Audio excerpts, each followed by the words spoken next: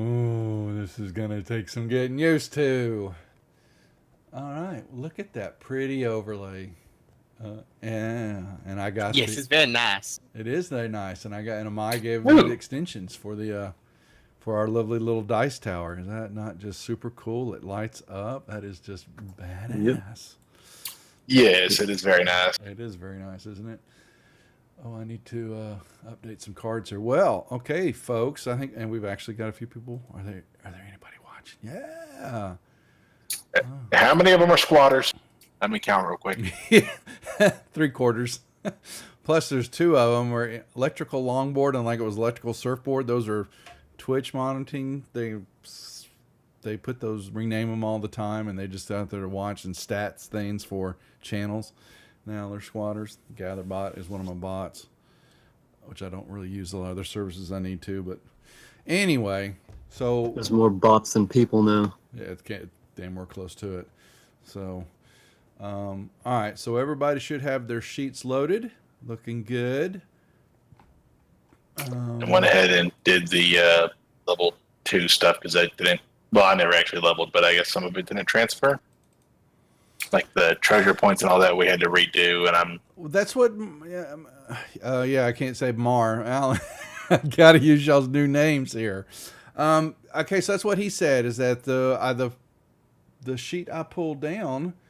I thought was y'all's most current one, and so I need to get with Nick and Matt. I say, are y'all storing them on like a shared server somewhere? Yeah, we are, and so just on make Google sure Drive, on Google Drive. And okay. So what we need to do is when we upload one, you delete the one that's currently there. Yeah, I say whenever a session's over, just go through and overwrite each character that was in that session. Mm-hmm. Admin docs. No, that's character portraits. Where the F-bomb is it? PCs. There it is. Let's see. Alan Whitty, that's okay. That was I got that one from Matthew, and he said it was wrong. Yours, okay, so... Yeah, because this is the one I got was the one from before Nick went in and changed everything. So I bet I need to see where Nick uploaded his. I bet he put them in a different spot than where we were sticking them. Sorry about that. Okay, so so if you need to work on your level it up, put it back together, then I'll get with him. We're going to meet Friday night to chat over some stuff and get me clear on a few things since I'm way behind the curve on what's going on with Portal's Reach. And we'll meld them together. So I think tonight I know you guys know enough how to play it and where you're at with stuff, so I'm not too worried about it. If it was a beginner player like Keith, when we'd slow things down. But all of y'all should be at 2 then? Is that correct? There's a few of us who are at 1. We haven't we've only been to session 0. Yeah, Czar, I know that. And Keith, okay. All right. Keith, you're at level 1 or 2. 1. Okay. Yep. Were you there for the big session, Bayron? No, I wasn't. Mm-mm. Oh, okay. Okay. All right. Yeah, that's where y'all got the extra level ahead of people then. Okay. All right. Well done then. All right. So maybe while we're doing that, let's say hi. We don't have too many. It's new. It's a different night for me, so most people aren't used to me streaming on Wednesday night. So, but that's okay. So you used to. Equal opportunity. Yeah, I used to and left that group. So, you didn't leave them. You moved them to Thursday. Well, then you were playing for a while. Yeah, yourself. I was Thursday, and then out of that group, they went different directions, so I didn't join them. And then we have the Thursday group. So once Tuesday ends up finishing up, and then the Thursday group ends up finishing up, which they've still got a couple months in out of the abyss. They are. Unfortunately, we're running slow there, but once they do, then I'll be streaming various nights, not all the time, Tuesday, Wednesday, and Thursdays, depending on when we want to pull a game off, things like that, until we go to the full cam, when we decide to do that and do some not like tryouts, but kind of test drive those who want to be involved and try to do that. And like I was saying, we'll test it and play around, but we want to see which night or two we might start pulling those out of my backside and doing those streaming full cam sessions. And for those, clothing is not an option. You have to be clothing. Well, that's Twitch policy. No nipple, even male nipple. Sir, that's what duct tape's for. Yeah, I'm exactly. pretty sure that won't cover their policy. Stickers. But it'll cover the nip. Yeah. Get Duff banned from fantasy or From Twitch. Twitch, yeah. Just channel go downs in flames. Oh, well. I'll have to go find something See, the else to sad do. thing is, what if you have a third nipple and it's on your forehead? Someone shoot me now, please. All right, let's get this game started so I can try to figure out what the hell's going on in this distant land of Portal's Reach that my alter ego keeps boning everybody and sending them off through this portal never to return. And so I need to figure out just what the hell he's doing to y'all. So let's do... I don't know. The goal is to return. He told us to return. That's yeah, how we he get did the goal. return. Yeah, but he might have been saying that a little sheepishly or not looking you directly in the eyes when he said I already- it. Figures. I'd looked him straight in the eye and told him if he lied, I'll find him and kill him. Well, I good might have luck. done something similar had I not been Ruthied and thrown through the portal. Again. I think that's just going to be... Again? Yeah, again. Yeah, he is again. Yeah, so I think that's just going to be his standard operating procedure for any character that he now plays on the channel. You just roofie him and send him on his way. So not funny. Not funny. That's what happened to LBL. Oh my God. I'm going to have to start drinking with this group, I think. You hipster. I was doing it before it was cool. Yeah. Oh God. Okay. Let's start this off since I know most of y'all have had at least one session. I know Czar has not. He's coming out of a session. Actually, Fayron, how do you, well, let's do introductions. We'll start one at a time. Introduce yourself, kind of give the channel and your DM a little understanding of your backstory and how you got to this lovely foreign land. So we'll start with the ones that really know their characters. I'm just going to go ahead and get it out of the way. Albiel, just start us off, would you please? Oh my God. Well, I am Albiel Tinkerbottom. I was unfortunately on the run because one of my alchemical potions didn't work the way it was hired to. So I was running and found Praetor. And he told me about this nice little portal, and I was at first all up and ready for it.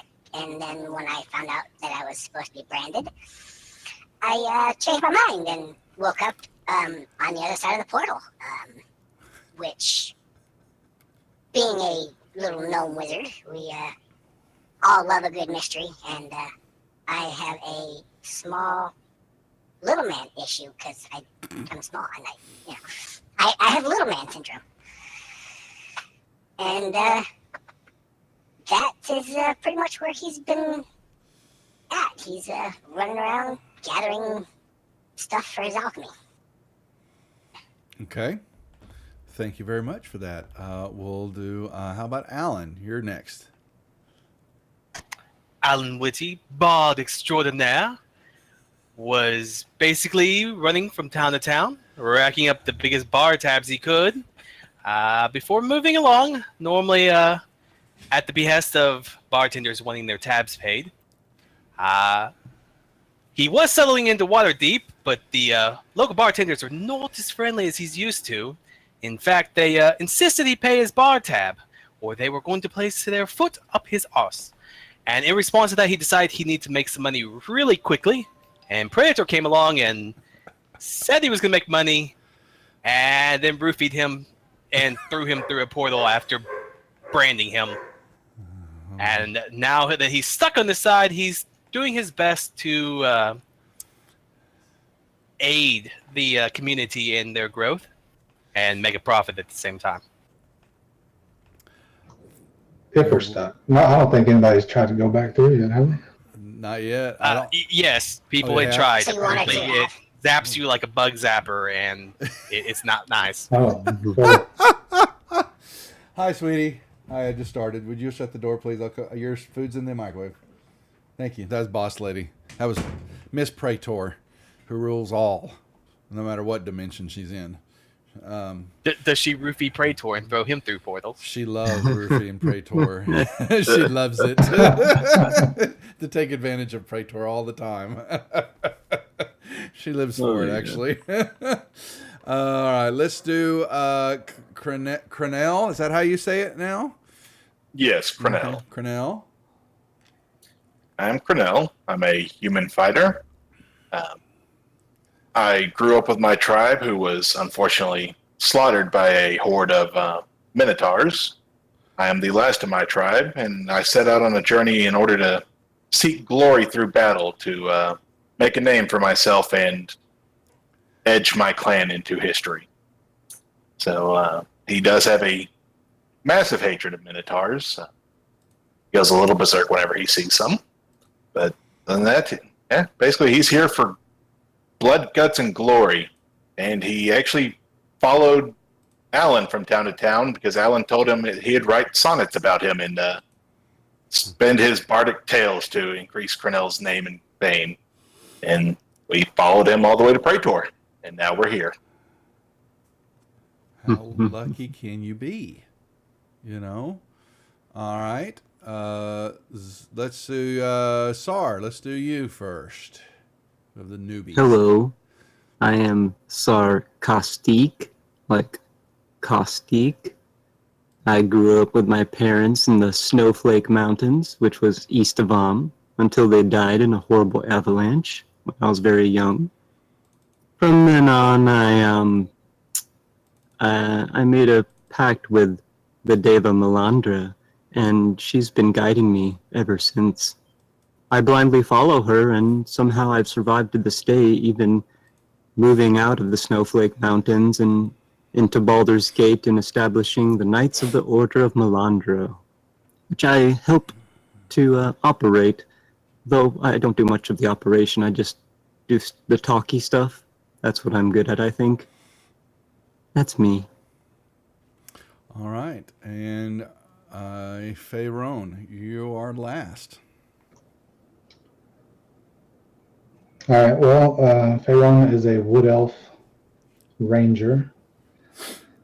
Much like a couple of these other characters, his family was murdered when his town was ransacked as a younger elf, and was found near dead by his mentor that wound up raising him. And Faerone recently went on a long journey to return to see his old friend, to find his house burned down and his old friend swinging from a tree. So Faerone has been on a mission to avenge his mentor, and that journey took him to Waterdeep. I believe he met Albiel and Crom along the way. And is that right? Yeah.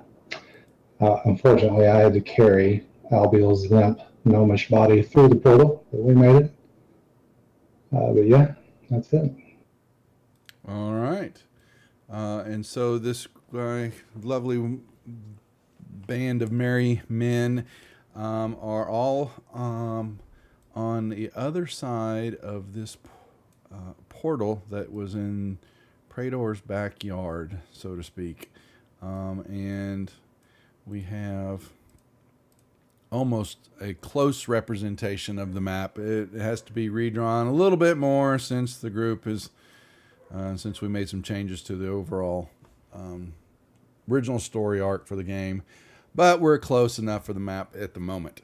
And this is kind of representation. I believe that the new map, actually the portal, which is that big stone monolith figure, is actually around. You all are kind of camped around that. There's some ruins that are in that portal, and it's all one area. So the original storyline was going to have the town already built and already functioning as y'all were coming through the portal, but it needs to be changed. So I'll get to that. And there is a small lake that is to the east of the encampment, and the rest of it is kind of a U-shaped basically a valley area where there's some mountains, and y'all really haven't done much in the way of exploring yet. Is that correct? We circled the lake so far. Okay. So you've circled the lake, and each and every one of you at the time kind of give me a rundown of what you've been doing in town. Honestly, we introduce your characters, but if you've got any more details or kind of where you've been making yourself, what you've been doing, who you've been chatting with, give me a little rundown of what y'all know of the activity that's been happening in town and some of the other companions that you have met. Whoever wants to go. Feyron, since entering through the portal, obviously finds the situation strange, trying to get used to it, seeing who he can and can't trust. Has spent most of his time, I guess, to the west there, just in those woods, hunting and running trap lines for the camp, providing meat where he can. Hasn't really met too many people other than Albiel and Crom, other than some small talk. But yeah, I haven't been following the town chat as much as I wanted to, so I'm not really sure what's going on. Get in line. So I haven't had a chance. I woke up the other day, there's like 20 or 30 messages in there. I'm like going, what? How the hell am I supposed to keep up with all this?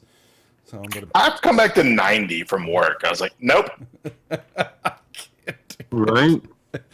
Absolutely crazy, but we love it. Okay, so Alan, I think you said that you've been kind of just wandering around in town, or y'all circled the lake. So what happened with the circling of the lake? So what's going on? We circled the lake. We were looking for the new campsite so we could move your icon off of where it is to somewhere else, make more work for you. While circling the lake, we found a mostly dead half-orc of no importance. And then had a fight with a half-boar, half-pig, and its weird shaman owner. Where was that at? Where was that at? That was actually about where on the map where the actual town used to be. They're wanting to move it to the north end of the lake now, but that's where we ran into the shaman and the boar snake. So we're talking about moving the town there? Yeah, around there. So we have the stream of fresh water instead of drinking stagnant lake water. And we ran into the shaman boar snake combo there. Okay. So we forgot a very important note. We stole all of Praetor's silverware before we left through the portal. I saw something about that. Sadly, it was lost in the astral plane, apparently between there. So somewhere there is a whole bunch of fancy silverware floating through. Yeah. Oh, and a couple of meatballs. With E's engraved in them. Yes, they were. Okay. They were family heirlooms. And he's not pleased about it.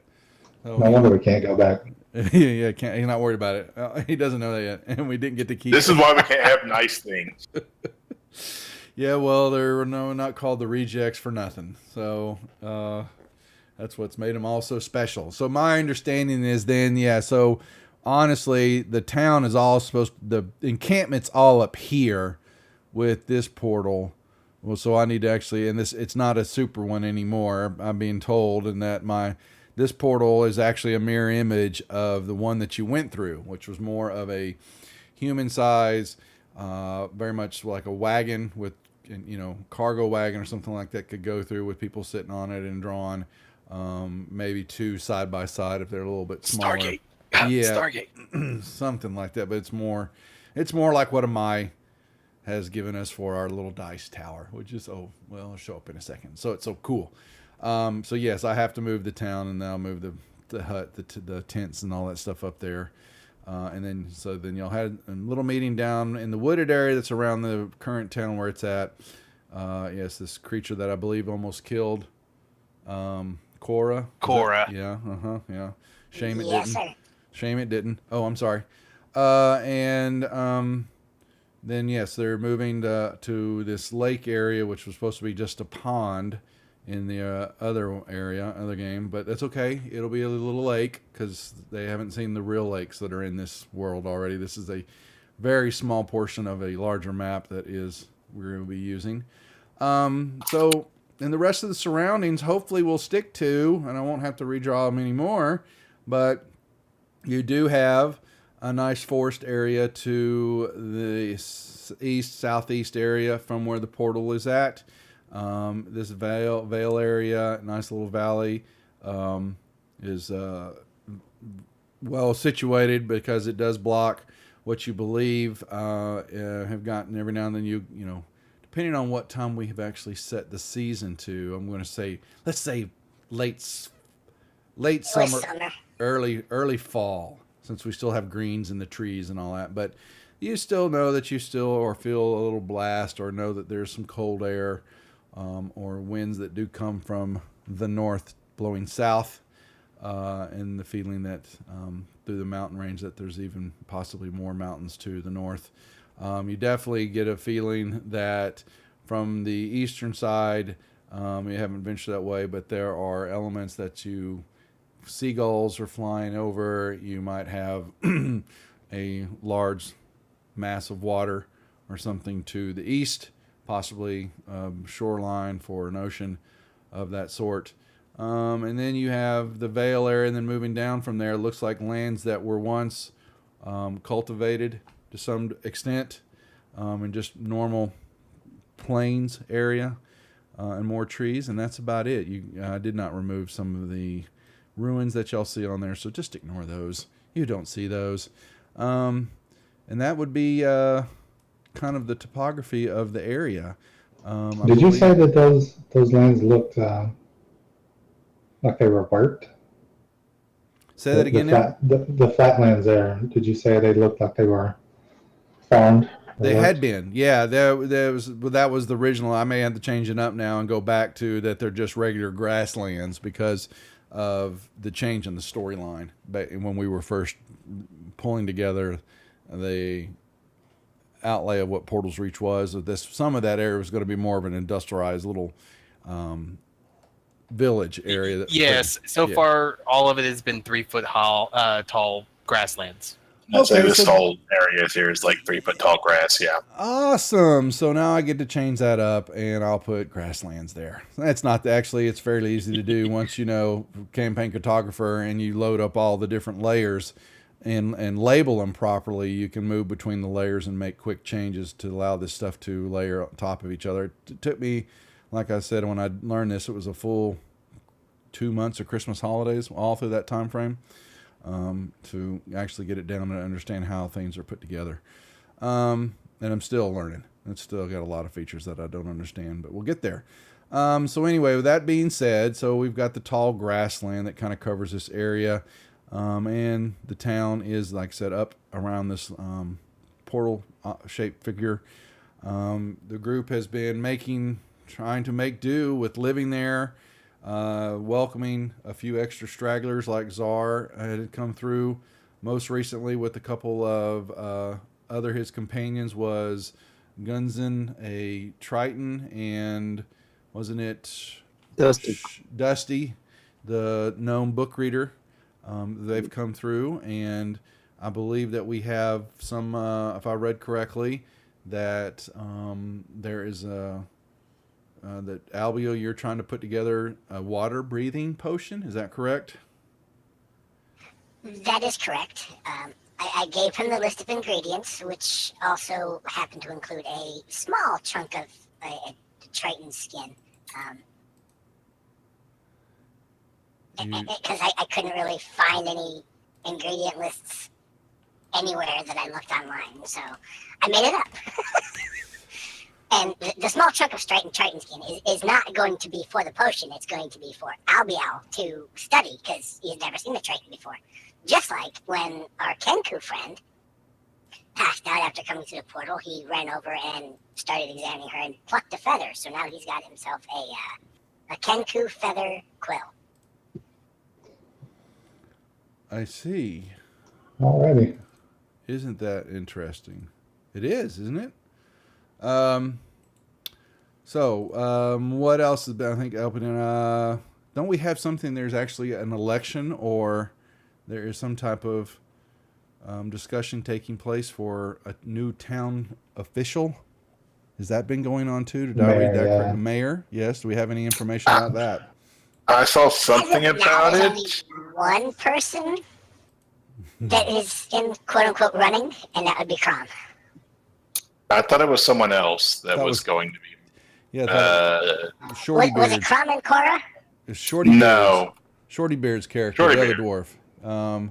We may have to have an actual election. Oh, Crom, I That's thought not was Crom. Crom is the half orc.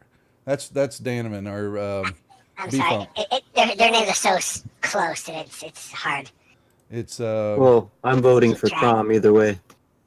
Cram Cramrig. that's right. Yeah, Cramrig. Yeah, that's who it is. Yeah. Okay.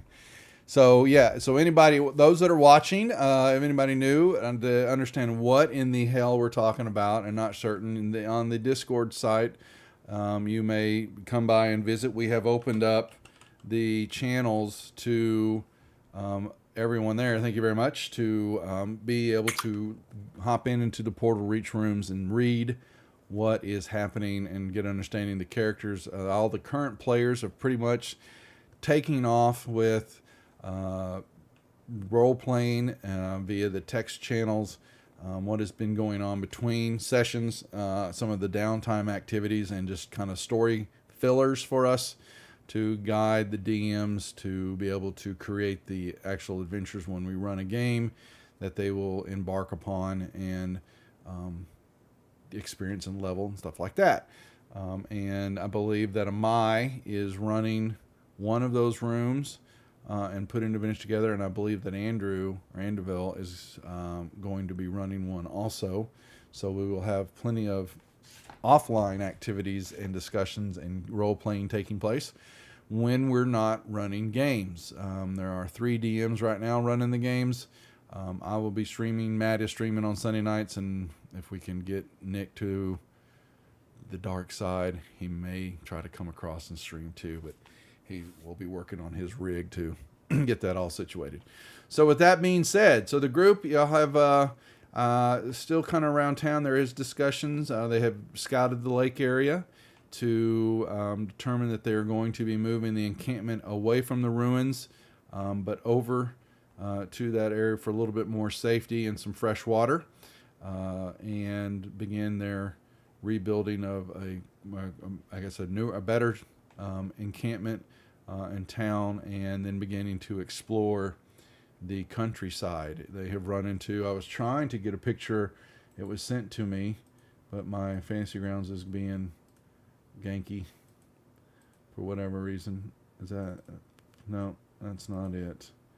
I was hoping that it was going to show me the new, it's not. But this lovely, I linked you the I know you sent it to me. I grabbed it and I was trying to see if I could pull it up to add it into the I want to redo it here real quick just so we can try to see.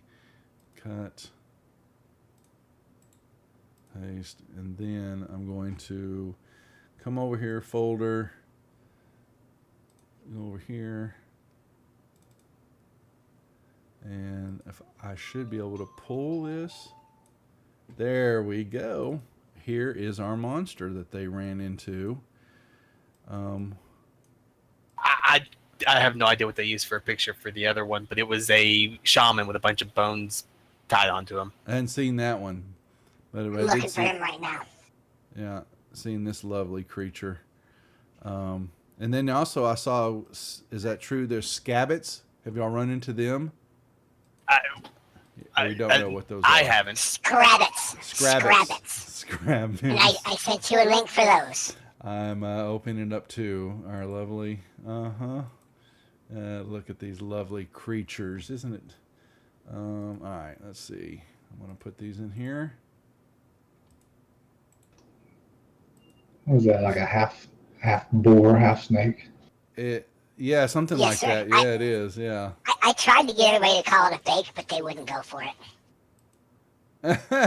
I prefer snore. Oh, my Lord, this is so funny. All right, let's see if I can get this creature like he has in. Quite the breath weapon going on there. So this creature that they've run into, I believe one or two, is a combination of a rabbit and a skunk, and it has a spike growing out of its head, and I believe that it does. Looks like a unicorn too. Yeah, it kind of keeps to itself unless you get close to it, and then it lets out this lovely howl scream that I believe alerted some orcs to some of the initial party. I believe Matt's party or one of them, and they actually. Yes. Oh, and that That would be Fiddly why. and Kilgore. That's how Fiddly and Yeah. Kilgore and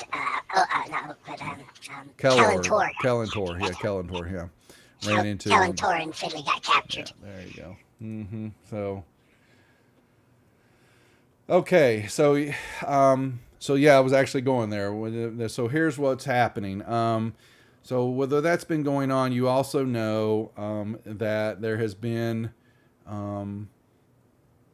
unknown to y'all, or you've been able to not discover what it is, but there are other creatures or other issues that are facing the party, the group, and there have been some what they've not really seen but noticed that there's stuff been stalking the parties here, and as they have been beginning to try to settle the land and make their base of operations to survive here.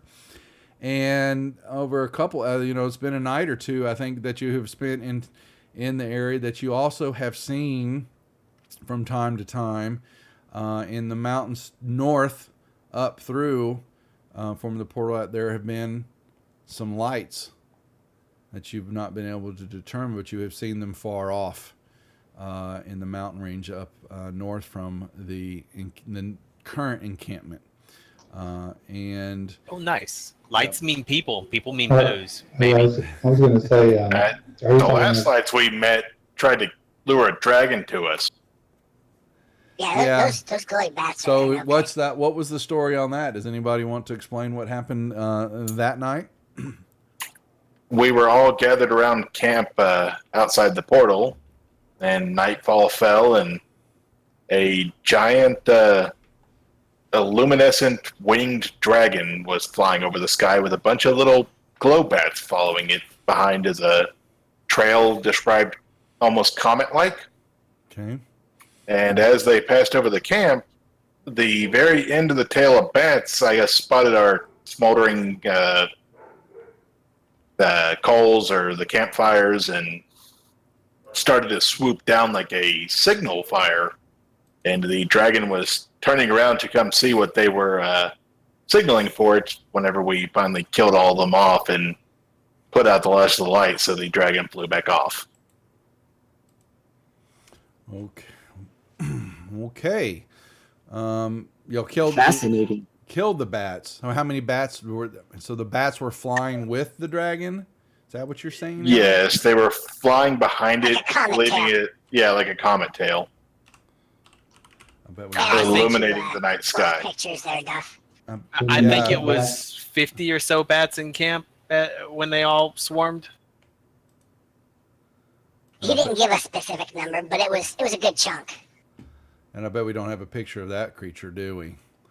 I'm joking. He had a picture of the dragon. The bats, I don't Dragon I think so. sent, Oh, and you then the did. shaman I sent. Oh my lord, he does have a picture. Oh, this is funny. I wish they had sent me all this beforehand, because I would have thrown this in. Oh, it's in the adventure chat log. I'm getting it. I'm Good getting luck there. finding it. Yeah, Yeah, you got to do a lot of scrolling. that's okay. I'll get through there. I'm just adding them in little by little here. So we've got them in my storyline to show everybody Night Dragon, which is cool. So let's see. So everybody else that's joining us are going, what in the hell are they talking about? So we had the Scabbits, which y'all have all seen. Then we had this boar snake monster that has attacked and almost killed one of the companions, as we're calling them. We have a night dragon that flew. What the hell's that? Oh, the dog thing. Okay, well, so we're talking about just recent. So the dragon that was being followed with the trail of bats that they were able to thwart. We have that's the scab. I already got that one. And then the shaman that we were talking about earlier that was with the boar snake was this creature looking gentleman. But and he didn't die very well either. He had his throat bit out. All right.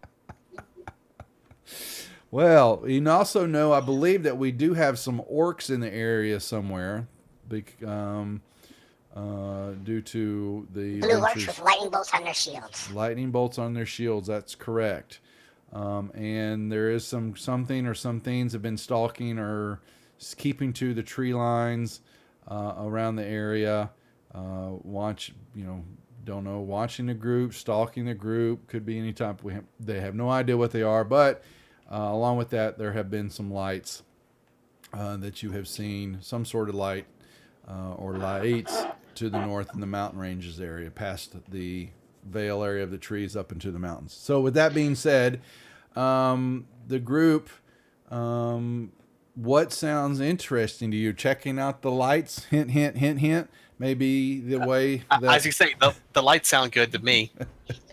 So I had a Maybe I can find some alchemy stuff at where these lights are at. Because I could definitely use some more flasks and all that kind of stuff. So did the lights? Do they look? Are they the same color? I guess you would say of the luminescent bats, or are they more of a fire? No, light? you look like a light. It looked like something, whether you couldn't tell whether it was a campfire, a light, something shiny. Definitely, and they were ground level up in the mountain areas.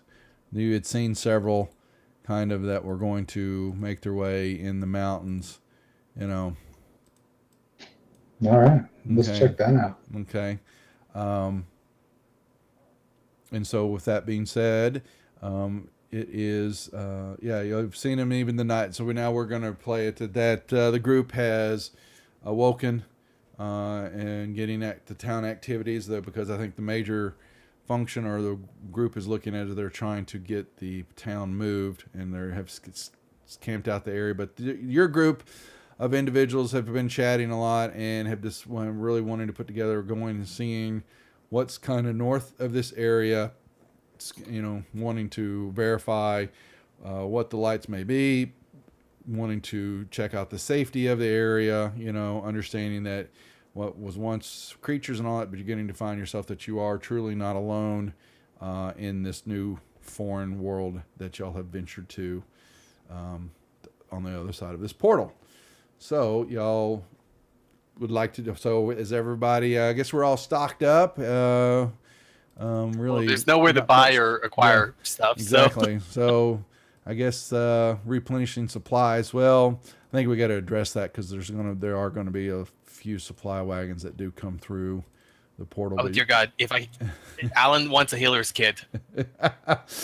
You just don't know what's coming through on the wagons, though. So we don't know if and when that supply wagon train is coming through. But we figured as much probably as just that more bodies was going to be happening. Well, you never know that too. But passed out in the back.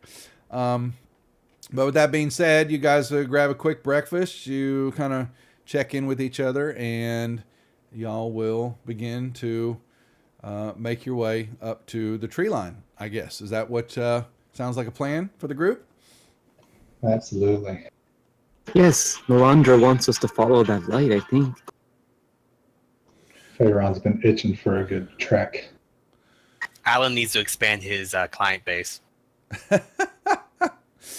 So with that being said, you will venture up that way, and you find actually who's our tracker in the group. Actually, I think that's Faron, isn't it? You're the ranger, correct? Roll me a investigation or perception check, or nature check. What your expertise is. Let's come over here and take a look. Natural explorer, would you believe? So what is your favored terrain then?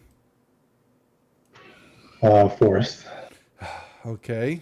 Well, you definitely have got some forest areas, and definitely, crops of trees, some thick, some not.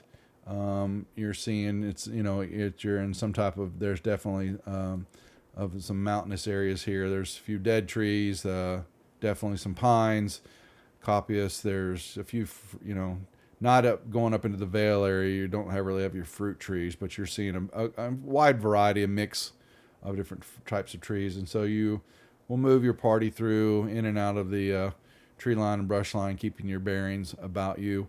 But go ahead and make me a perception check, please.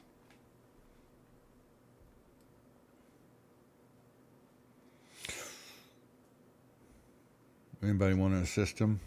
Not very perceptive. Sar will take a breath and look at the surroundings, chew on some boar meat, and say, "Isn't Praetor missing out, guys?" I will assist him. Would you please assist him? Roll that again there. Oh, my Lord. Oh, Abiel God. grumbles. Freighter. What? We're all very distracted. Really can't like him. Let the city slicker here show you how this wood stuff It's works. done. Yes, very well. Yes, you happen to point out, Alan, while they were stumbling over themselves and, fighting over who was looking at what and which direction, you noticed that through a little cropping of trees, there is a kind of a little pathway, the natural little pathway that kind of makes its way in his area. And you point out that you're not quite certain, but there might be a track or two. You can see that wildlife definitely used that track in that area, and you think that maybe that would be a way to proceed to move up and travel toward up into that mountain range area. And what you do is, let me see, has this been gridded? It has. So we will unmask this. What you get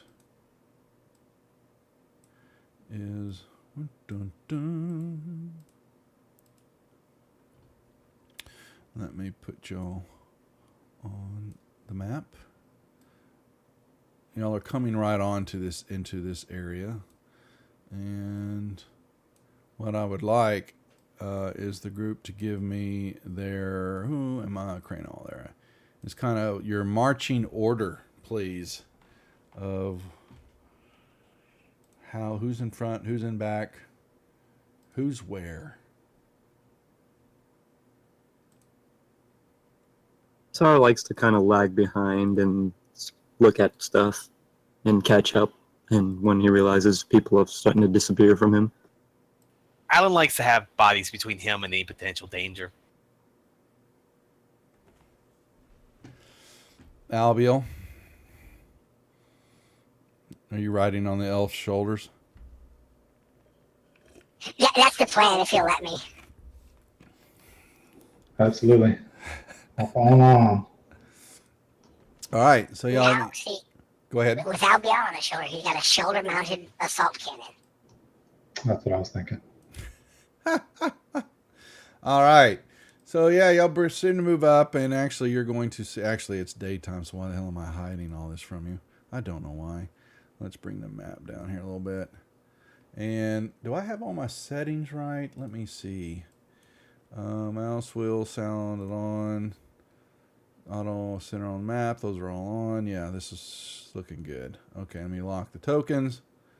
And you see the pathway moves up, and then there's more forest area.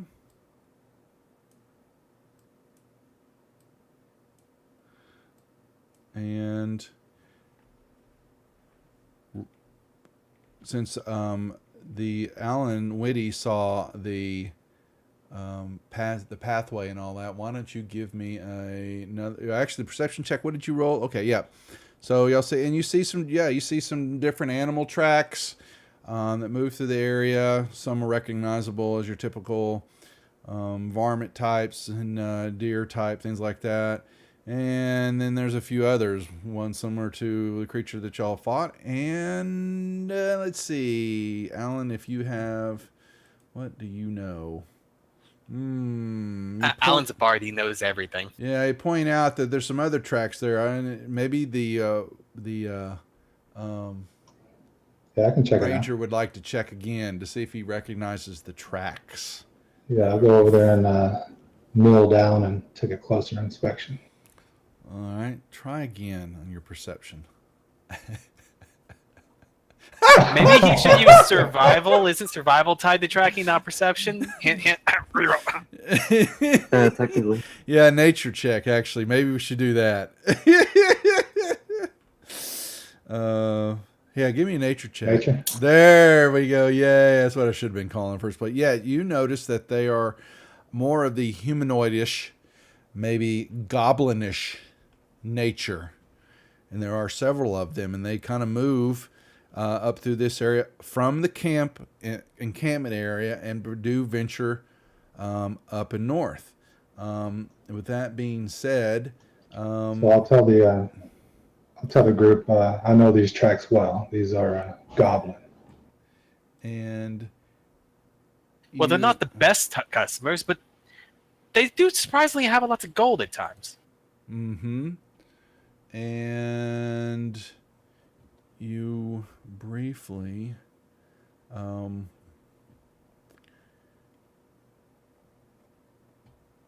see, yeah, so you see them come out and you notice that they do come here and then they go this way. All my goblin friends always disappear, and then I'm missing gold afterwards. What shall you do? Do we see any tracks, even if they're a little older, going the other way? Roll me another nature check, please. Possibly, if that they're very faint, from what you can tell. And there's all different types also that go down this little, natural pathway, and it's natural just because it looks like it's been worn over time. That it's been more, the more that's been used, it's just been worn down more. And is that direction towards the range that we were going to? Yeah, if you're from your map area, you can tell that it kind of makes its way along. That this pathway is kind of making its way behind this tree line. You're kind of in that area. That's the way the path moves. All right. Well, if they can't, I don't know. I'm sure they can see that, but I'll point out that it's moving in that direction, and if we're going to move that way, these tracks are recent, correct? Fairly recent, yes. Well, the newest tracks do have the best chance of encountering someone, if we are wanting to do so. Let's meet our new neighbors. Yes, it's time we make some friends and potential business acquaintances. Goblins like to buy things. Figure I want to take any opportunity to do away with some vile creatures. So let's do it. Move. All right. You know that you're supposed to move into the central area before anything happens. That's just the way life is in Portal's Reach. Hey, you can't be ambushed unless you're surrounded by bushes. Exactly. Exactly.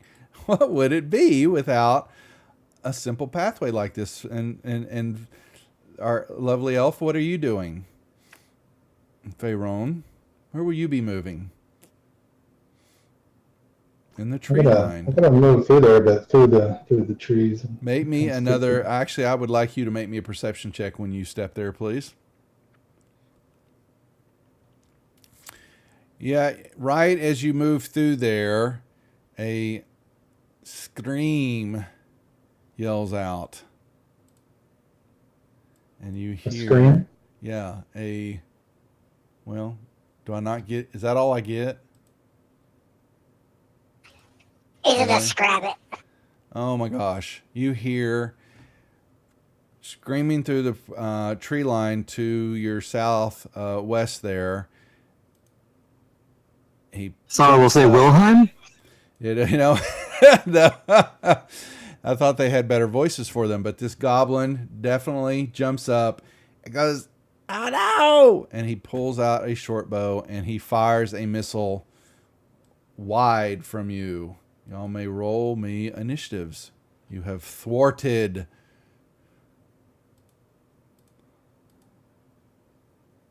And they rolled horrible. Wow. Horrible. Wow. I am not going to survive one round, I bet. All right, Albiel. You hear Pharaoh exclaim and a goblin crashing through the forest area by him. You don't really quite see the goblin, but you definitely heard it as it yelled out, "Get them! Attack! Save me!" Oh, let's see. Albiel. So he doesn't see the goblin. Not really well, no. Actually, so let's see. You may, y'all didn't quite do well on your perception checks in that area as far as discovering them. So I never rolled perception. So well, that's for the trackers. So I was trying to get them there. But you did hear the goblin yell out. And actually, that'd be a good question. Did he speak in... Any of you guys speak Goblin? Hell. That would be... Sar can try to when he casts his comprehend languages spell. Let me see. Anybody understand that? No, I don't. I'm just trying to... Nope. Nobody. Well, never mind. You didn't know what they said, but at least he screamed out. And your adventuring senses tell you that he's probably alerting somebody else with him. You're pretty certain of it. So Albiel will go into where Pharaoh is at and ask him, "Where's he at? Where's he at?" I saw the creature, correct? You see, the creature kind of stood up and fired an arrow at you, so you can point at the general vicinity of where the goblin's at. Yep. Now, since he's moved in there, you may roll me a perception check with advantage, Albiel, to see if you can... The goblin is doing his best to hide in the brush.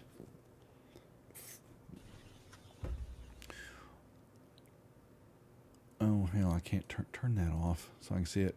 Okay, that was well done. And you will see the goblin. Well, okay, yep, you will see him. Kind of thinks he's hiding. Okay. So Albiel will look at the little goblin and tell him to chill out.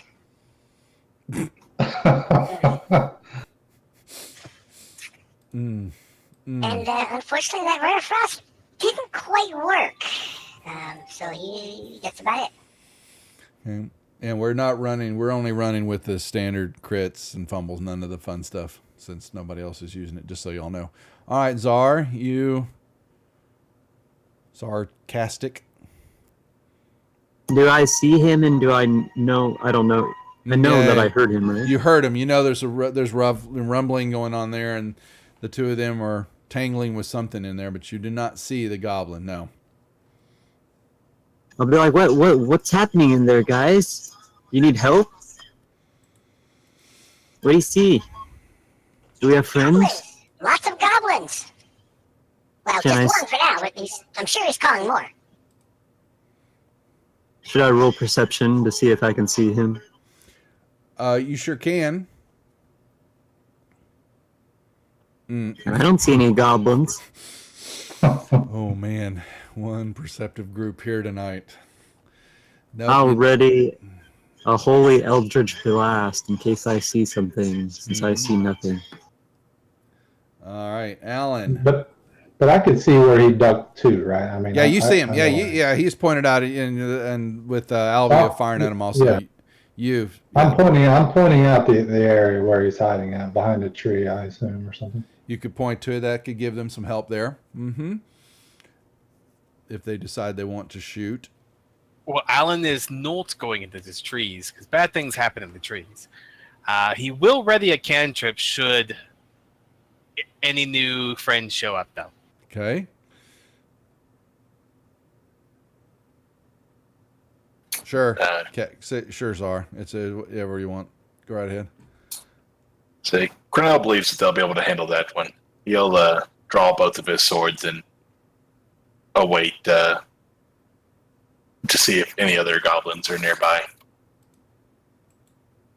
Okay. All right, Farron. Yep, you see them quite clearly. Actually, and they have 3/4 cover. I forgot to mention that. So that'll be a -5 to your shot unless you run up on him.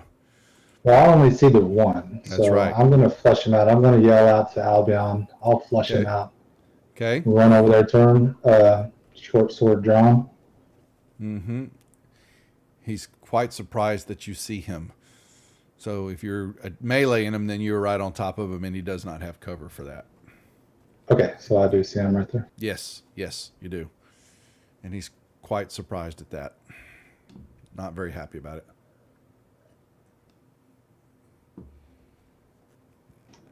All right, I forgot. Do I drop the dice on? So yeah, what you can do, there's different ways to do it. You've got your character sheet open and your actions tab. You can drag the dice onto the token or onto the goblin in the combat tracker, Goblin M3, or you can hold your control key down and left click on the goblin, and that will have him targeted in the combat tracker. And then you just double click on the dice, and it will do it for you automatically. Good Lord. And y'all are... They may not make it out of this adventure. Oh, boy. Well, you swing, and yeah, he ducks and laughs. And he begins to do the same. He pulls out a scimitar as you are chopping the tree above his head. It kind of your sword came down and caught a branch.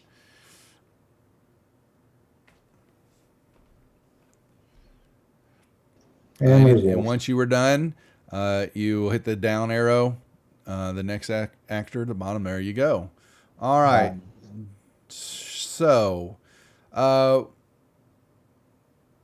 you guys, the three of you, Czar, you were looking into where Pharaon and Albiel were fighting, correct? Yeah. I ready to Eldritch Blast if I saw anything. All right. I don't know if I did. Cornell, which way are you looking? Where are you looking at?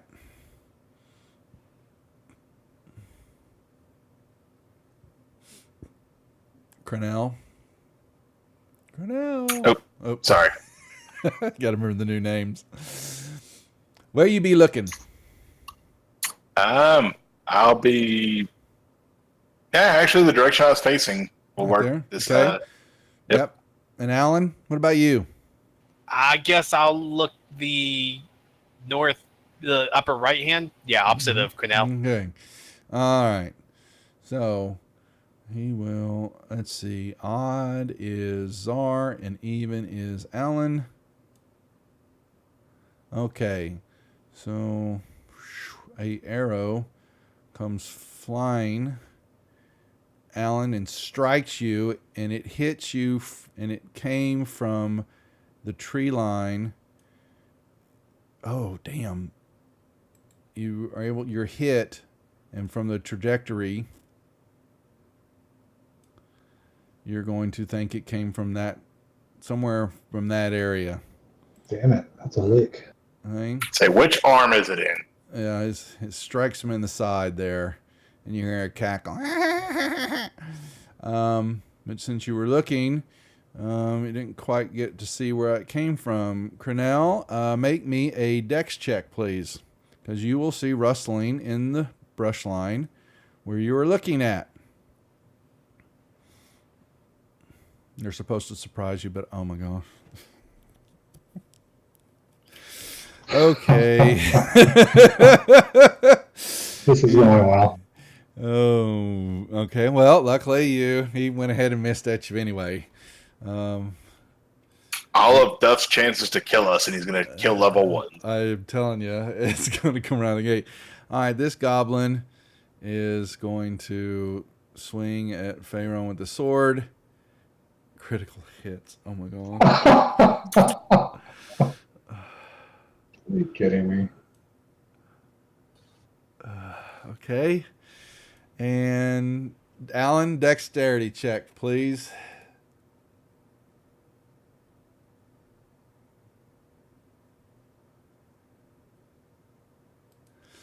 Oh my lord. All right, well, you're going to see the goblin. Luckily he missed, and you see him moving in the tree line there. Was there an update that gave us your roles? No, I don't think so. No, there's no store item, guys, so we don't play with it across the channels or with all the streams. So, no, unfortunately not. I'll chat with Nick and Matt, but there hasn't been for right now, just because some of the DMs that will be coming on may not have access or even stream. So how do the players get involved with that? We will figure something out, though, just in case for times like this. All right. That being said, Albiel, you see Pharaon, who is definitely engaged with.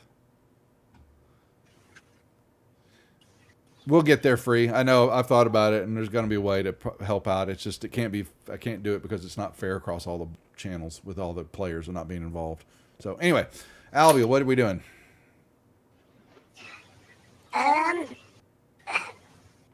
Let's see. Other than y'all being This pincushions. goblin still got 3/4 cover. Oh, Duff, I do have a question. My ready cantrip, can I use it against the Yes, goblin? yes. I was missing something. You did say you had an action ready, so go right ahead. Albia, yes, because of Pharaon and his engagement of that, you know the goblin is standing out now because he stepped out and swung his scimitar at Pharaon. So yes, he is not undercover at the moment. All right, so Albiel says, "Well, damn it! I guess I'm gonna have to burn the whole place down."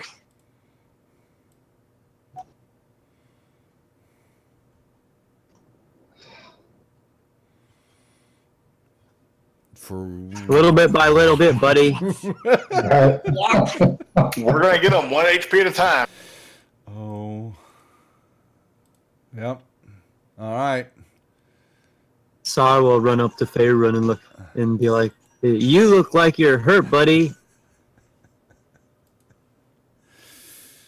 I'll try to help you feel better for now."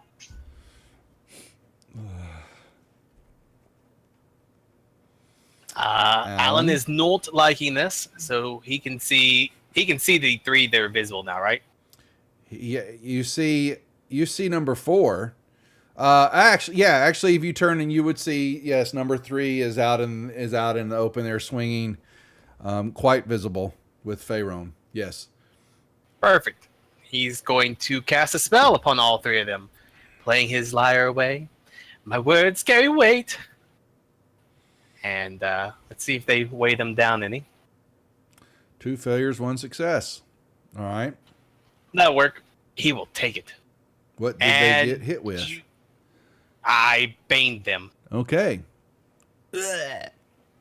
And let's see. As a bonus action, we'll throw. Faerun there needs some help, so he can have a bardic inspiration. And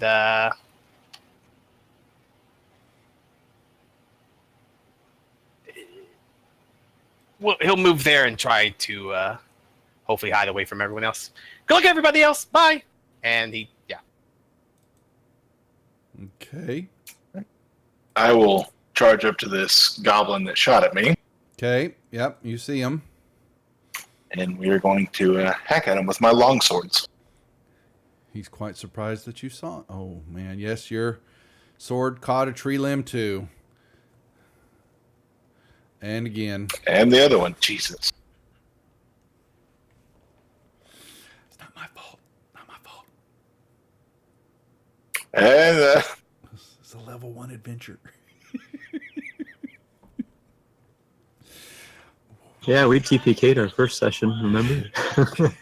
And there are no barn bands. You've only got the brands on your arm, and you don't think that these have any special magical properties of resuscitating you if you die.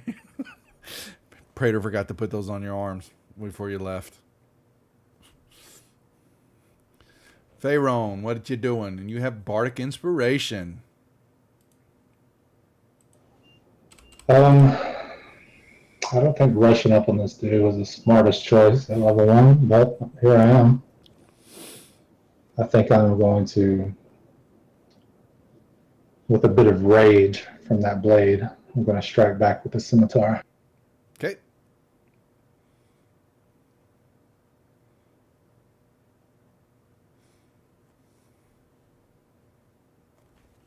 You could roll a 1d6 and add that to it as well. Yes. Yeah, use your bardic inspiration. Roll a d6. And you will miss. Really? Yes, you miss still. Goblins AC are higher than half the stuff we're fighting in Tomb of Annihilation. So true. Ooh. All right. Need a little help here.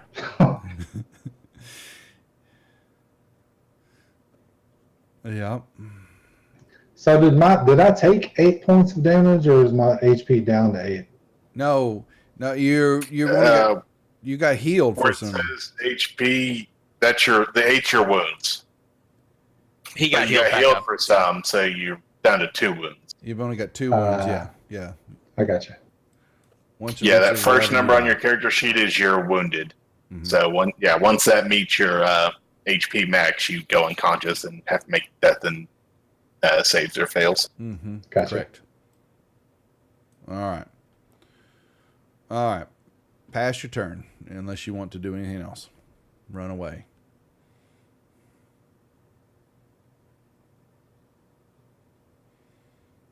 Now you'll take an op shot from him if you move away from him now. If you move outside Okay. at 5 feet range. So I'll stay put. there you go. All right. So Goblin 1 is watching, and can he see Czar where he's at? And look at our nifty dice tower, folks, that Amai made. I'm showing some of the new viewers and all that. It's really cool. He can't see, so he will come running out. 1, 2, 3. And he will get into here. So we can just drop in that tower instead of on the chat? That's if I ask you to make a dice tower roll, so you can't see any, y'all have, y'all should just have your own die. Yeah, you should have a tower. That's your dice tower. We have an overlay that Amai made, and it's actually a portal that she made for the dice tower, which was really cool. All right, and he is going to try to shoot. He was tracking Alan there, and where was he? What's his movement? 5, 10, 15, 20, 25, 30. Okay. And he will try to shoot another bow through the thicket at Alan.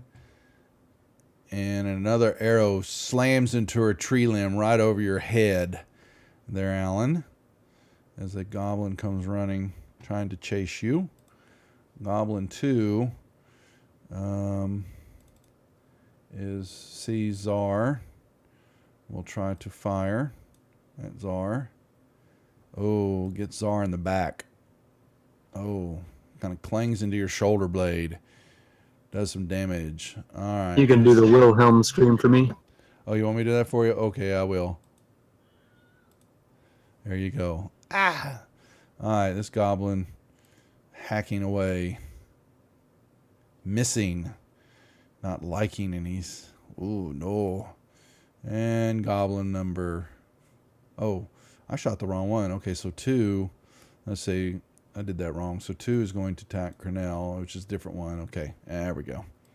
Bingo. All right, Albiel.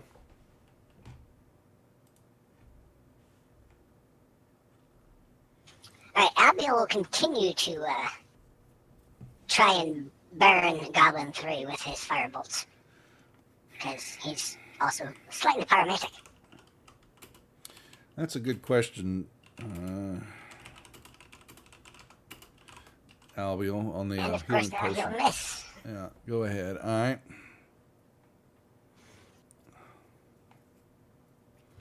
And that'll be it for him. Oh, boy. Okay, not funny. Czar, You felt the sting of an arrow as it slammed into your back. Ow. Well, I can see number 3, right? Yes, you still. Yep, very much so. I will say, in the name of Melandra, who's all good and beautiful, you will die, you evil mean goblin. Hey, you definitely blast him into the tree right behind him, and he just crushes, spine breaking, sword dropping, and he just kind of clatters, slides right down the base of the tree trunk, and just drops dead. I'm telling you guys, this Melandra stuff is real. I would not be alive without it. I blindly follow her. All right, Duff. Time to give you your first headache. Oh no, here we go. So, Alan is going to picture the latrine bucket back from camp that hasn't been emptied in the last week, and he's going to snap his finger and cover this goblin behind him's head with basically the equivalent of what's in that latrine bucket. And what that does, you tell me, but that's his action because he's not happy with being shot. So is he doing? What's he doing? Predigitation That's allows what him I to soil thought. anything within 1 cubic foot. So basically, that head is now just covered, and God, I hope his eyes and mouth were open with the most grotesque filth from a stale latrine bucket you can even imagine. And then he's going to skedaddle over here. Pharaoh is appalled knowing that he took a fat dump before we left. I was just checking to see if he had his mouth open. No, he didn't have his mouth open, but you've dropped this equivalent of a bucket of crap on his head. Ah, what the hell is that? That's just wrong. Kind of tastes good. Look at that. That's the best food I've had in weeks. It's that corn. I was gonna go there next.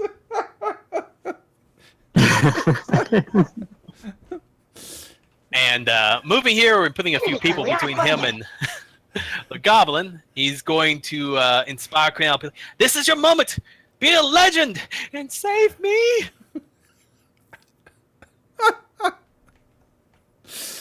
Cornell. Using his Alan's inspiring words, he will attempt to slice down this goblin once more. Hit. Alrighty, now they're getting the hang of it. You slice him Then up. he will dash over to his rescue.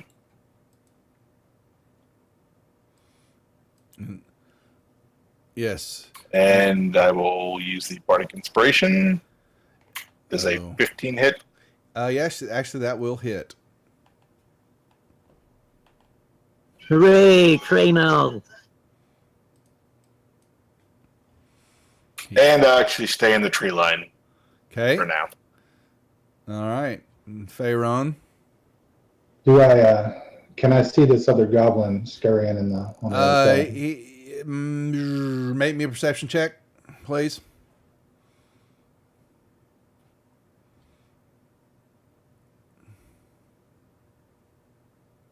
Sorry, oh my God. It just doesn't stop. Yeah, I'll let you answer that question. I don't see. Maybe some of that bucket splashed on you.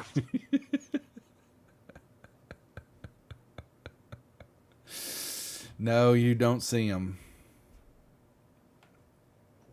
Okay, so do I know from I don't know. has this creature done anything else? It shot at us a bunch, bastard. I mean, yeah. He shot at Alan. I don't think he hit anybody, but I guess Alan's the only one that knows he's over there. Oh, okay, that's what I thought. Wait, now being in So- his favorite terrain as a ranger, doesn't he get advantage on that kind of a check for that? Yeah, not that it would have helped a one. Let's say for tracking. Tracking and all that. I'll just. When I I guess tried to I'll give him some imagine. perception checks on that, but you're nice try. I'm Yeah, Well, trying I to. just was curious, I didn't know. Yeah, Albiel, go back to your potions. I'm going to sheathe my scimitar and ready my bow in case we have any more trouble. Okay. So I'm just looking about, staying put. All right. This creature is going to. He will sit there and come here. Where's the deal?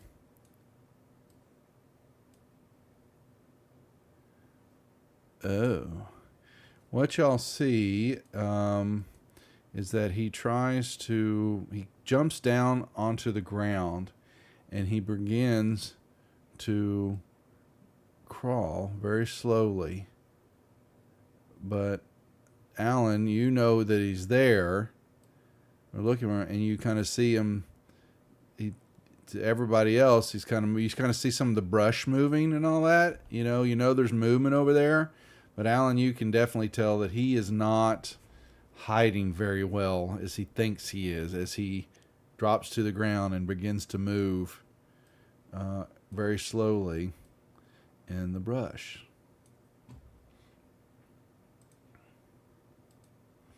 Albiel.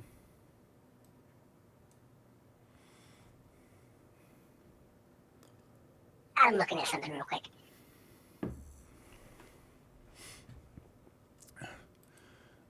Okay, I can't see him, so magic missile wouldn't work, so that's about... You can make me a perception check at disadvantage.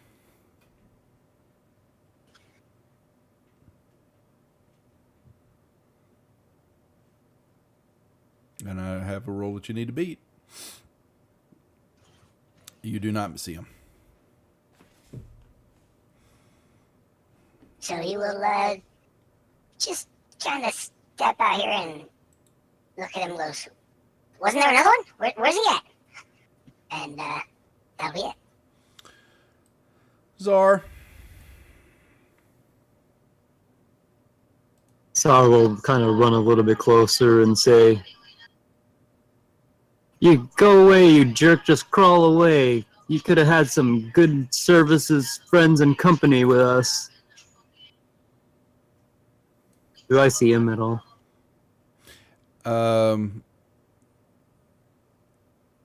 No, because you're gonna, you would roll that with disadvantage. You do not see him. But y'all hear some rustling in the trees and all that, but you can't tell what's making it. I'll just stick with my threat and act like I know where he is. Okay. Alan. And Alan sees him, correct? Yes, you know he's over there. Alan's gonna point. Look, right there! It's trying to get away. Don't let it get away. It stood up to us. Should have been on our side. And he's going to mock him. Run, coward, running away!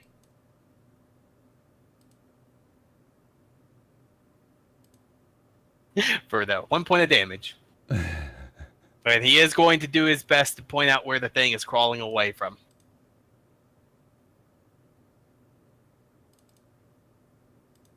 Would I need a perception check to see if I understand where Alan is pointing at? Yeah, you can make a regular. He's pointing in that general vicinity. Go ahead and roll me a perception, please. Against the, I know what. Yeah, that's right. That's what I thought it was. Okay. Okay. Yes. You see the goblin's butt sticking up in the air. Perfect target. Okay, I will run up to here.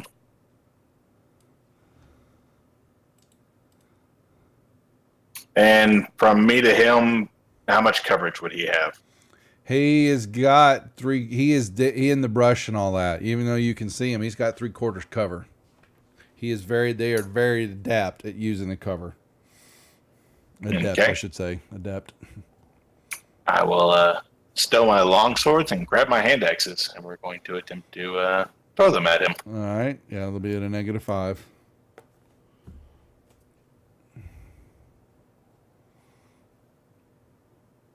Ooh, you almost hit yourself in the foot. You guys get them out of the way now, I hope. Oh, wait, that's the wrong die. It's this one. Oh, God. Both of them kind of slam into the ground in front of you. Okay. Well, at least they're easy Pick to them find. back up. All right. Faerun, what are you doing? I'm gonna dash through over there myself, still enraged at the blade that I took. And do I see him? You can make, you know, the general vicinity. Make me a perception check.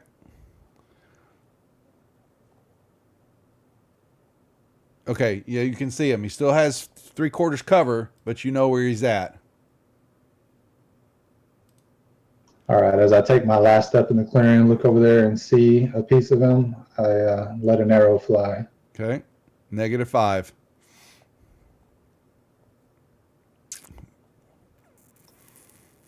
Oh, I should have put the negative. Yeah, that's 5 fine. on That's there all right. first. Yeah, you're going to miss anyway. Yeah. Ting. All right. So this little creature, he will proceed to, as a bonus action. Yep. He will do this again. How far away is he from us, though? Holy moly. He, it's a good 15, 20 feet in the brush line, and you see him begin to, he crawls this way now, away from the group. Now, Just realized I could move from there. Albia, you would have saw where they were shooting and all that, so make me a perception check, please. Straight up.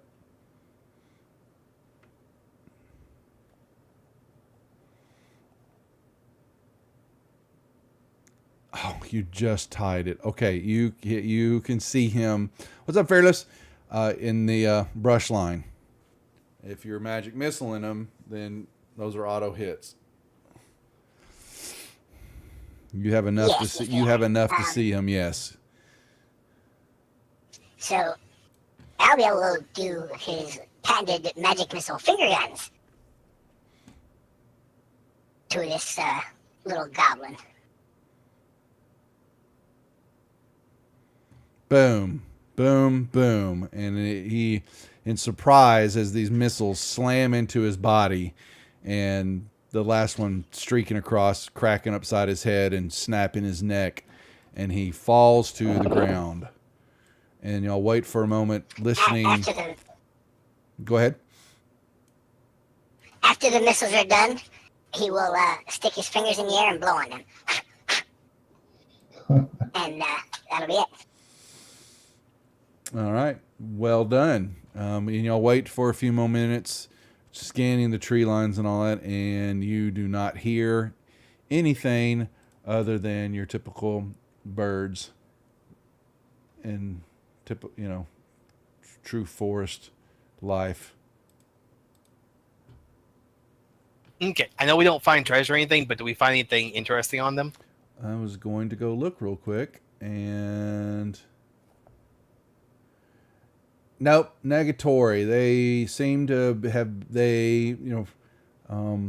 picking them up. They were they don't have anything of value. They've got some really crappy short bows and scimitars that looked pretty well worn out, used, and they came from they were in the force line. That's all you know about them, from what you can tell. But you did not find anything of value on them at all. Nothing worth a crap. Need any goblin ears, Albion? No, goblin ears are never made for use with potions. It's just ugly and nasty. And, ugh. You're silly, Albiol. Very good shot, though. Those missiles, they landed right on. You gotta teach me that trick.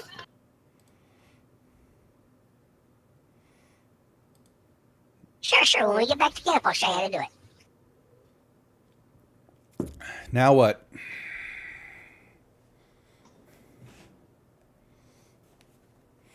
Well, if we could find some beer, that'd be lovely.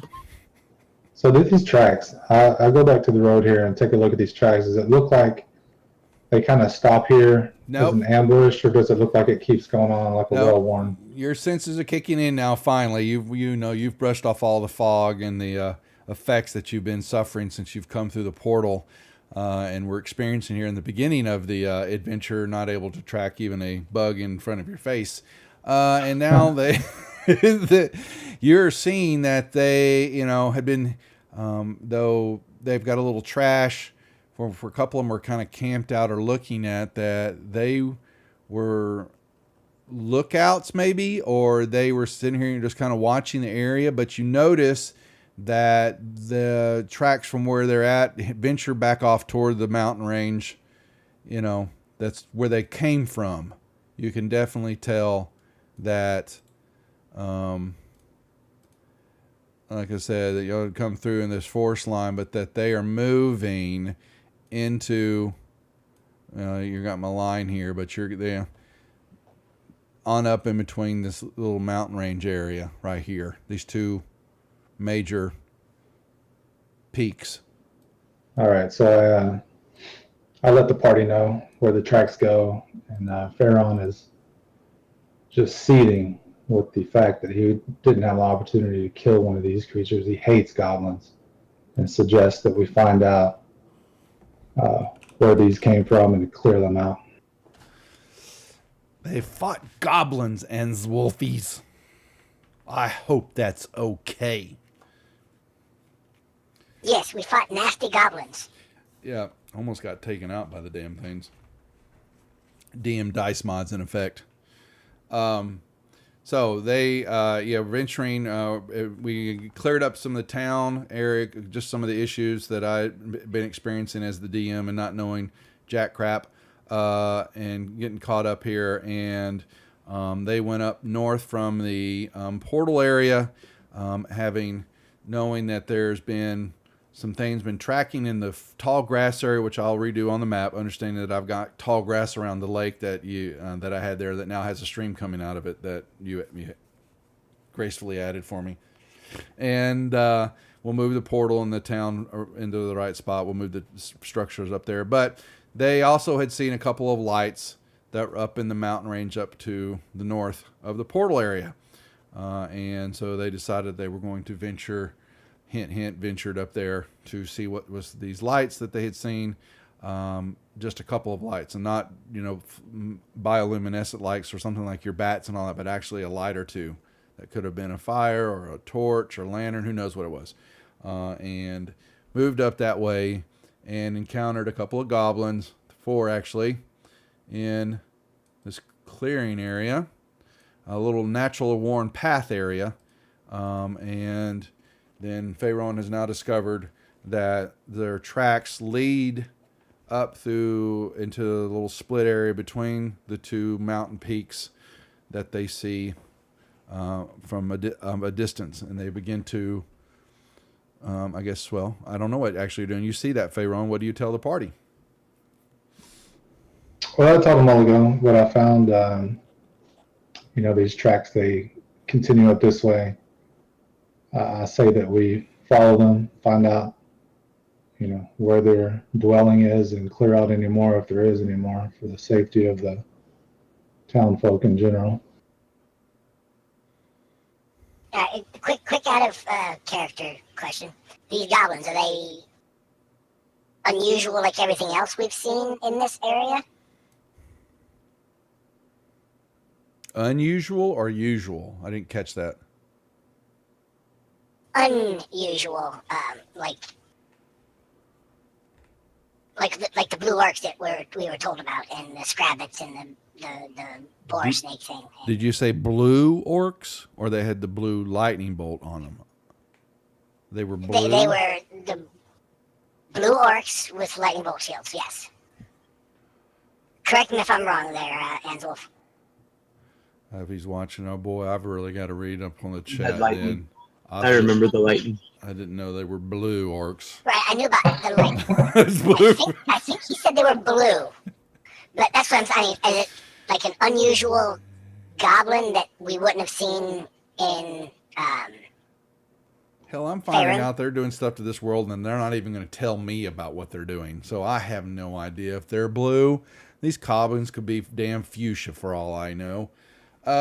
Fuchsia's a good color. Fuchsia goblin. There we go. That's the color fuchsia. Well, they're crimson now. So. So But if these goblins are they're regular not- goblins if right they're now. unusual, something like Yeah. No. okay, because so they're goblins that Albia would have seen before. So we're Okay, I think they just had blue war paint on them. Okay, so I Okay, guess the like the orcs. white Gotcha. hand, Thanks. the white hand orcs and Lord of the Rings. I guess that maybe they painted themselves with blue streaks and stuff on them. So, yes, these goblins have fuchsia streaks on them. No, they don't. I'm just joking. Just joking. Yeah, these are just regular goblins. We're playing it safe right now until I can get my ass caught up with what the hell's happened to the world that Praetor's been sending y'all through, because it's hard to keep up, and I apologize. I want to. And for those who are watching or new on that, we're playing in a new West Marches campaign called Portal's Reach. That is a lot trying to get character driven, which is bringing me around to it and getting used to that. But it is we're definitely playing D&D 5e, but it's an open world kind of campaign setting, and we've got probably about 16 to 18 players signed up. You can find more information on the website. Off of the Praetor Rejects website, go to the community page. You have to sign up there. And the forum page, you can list and see stuff happening there, and also hopping over onto the Discord server.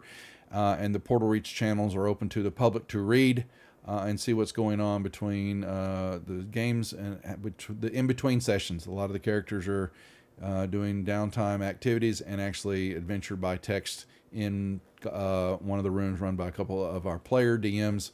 Who are helping out. So if you any more of that information, hop on over, say hi to everybody, and check out what's going on. So, yeah, Pharaon lets you know that the tracks lead up to the north a good bit more. Another few hours journey through the tree line, if you're so willing to head that way. Oh yeah, Should Albiel's we- definitely interested in finding out what's going on here because mysteries. He loves mysteries. All right, let's go, guys. Anybody need any? We got any extra healing? Or are we good? Actually, We could take a short rest if you guys want. Sarah likes this hike that we're having up in the mountains, though. Finding these lights. This Yeah. place is like a town compared to the Snowflake Mountains. Man, that place was uninhabitable. And this path where the Goblin tracks lead is the general area towards the lights we were going to begin with. Yep. It certainly Yeah. is. All right. Well, that's where we're going.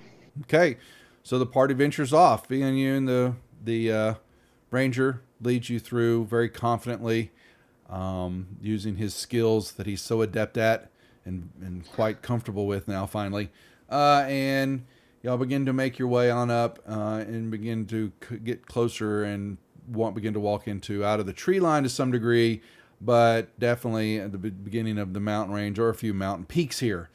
And moving up and down, and you kind of cut way through, and you begin to notice that the air gets a little acrid. It's a little stale. The ground area just a little bit becomes a little damp, a little soggy, and you begin to notice that you've got some bugs, mosquitoes.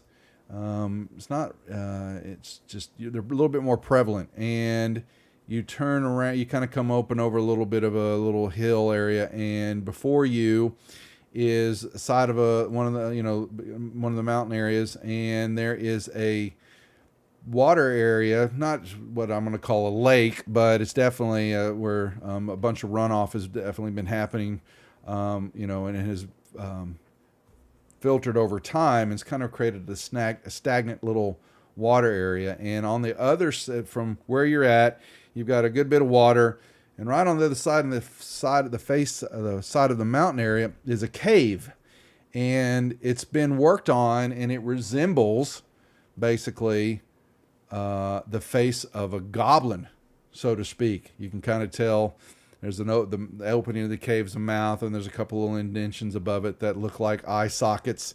And right in front of you, directly straight across from entrance, is a little bitty boat, nothing more than a single person or single goblin or two small goblin type little dinghy boat, tied up on the shoreline. And across, I'd say probably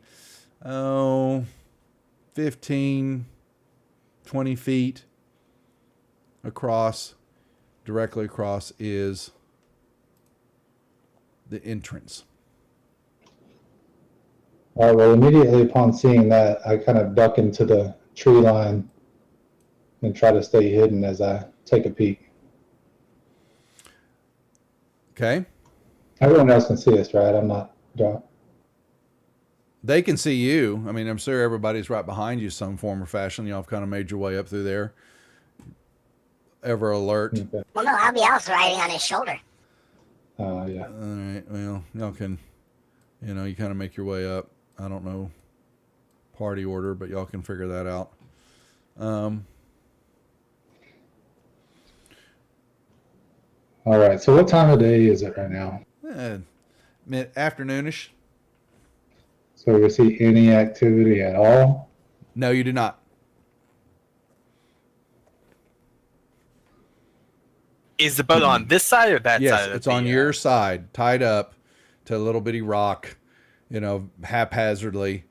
Stagnant the boat water that you're kind of seeing. It, from what you're, standing there watching, you don't see anything happening. Probably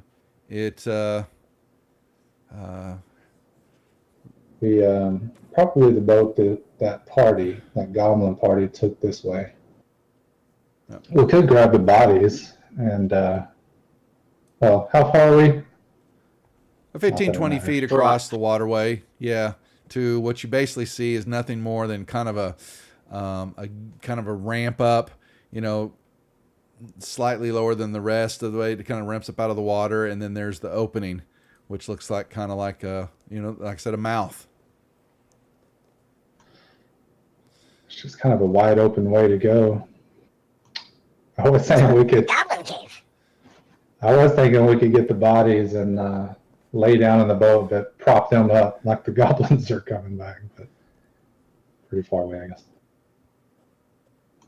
Yeah, you'd have to venture out of the forest to go get the boat. It's you've got a good 5-10 clearing area where the boat's at to get to it. It would take you So out in the open. What about around the water? What's that about? It just kind of it makes its way. It's kind of a little cul-de-sac, the way the water has filtered down out of the mountain area and filled up this kind of a little basin where in front of this cave opening. So it can't be walked around. No. Did not care. I mean, you could climb up and around it and all that, but it would take some time, and some athletic checks, dex checks, to make sure you're trying to be stealthy about it. But it could be done. Well, I think we got two choices, and that I see. We could either try that, possibly fall off and make a big splash in the water, or Yep. So I'm going to probably show better to you. wait till nighttime and try to slowly cross in the boat without making noise. So let me kind of show you where y'all are at. This is not really. Let me see.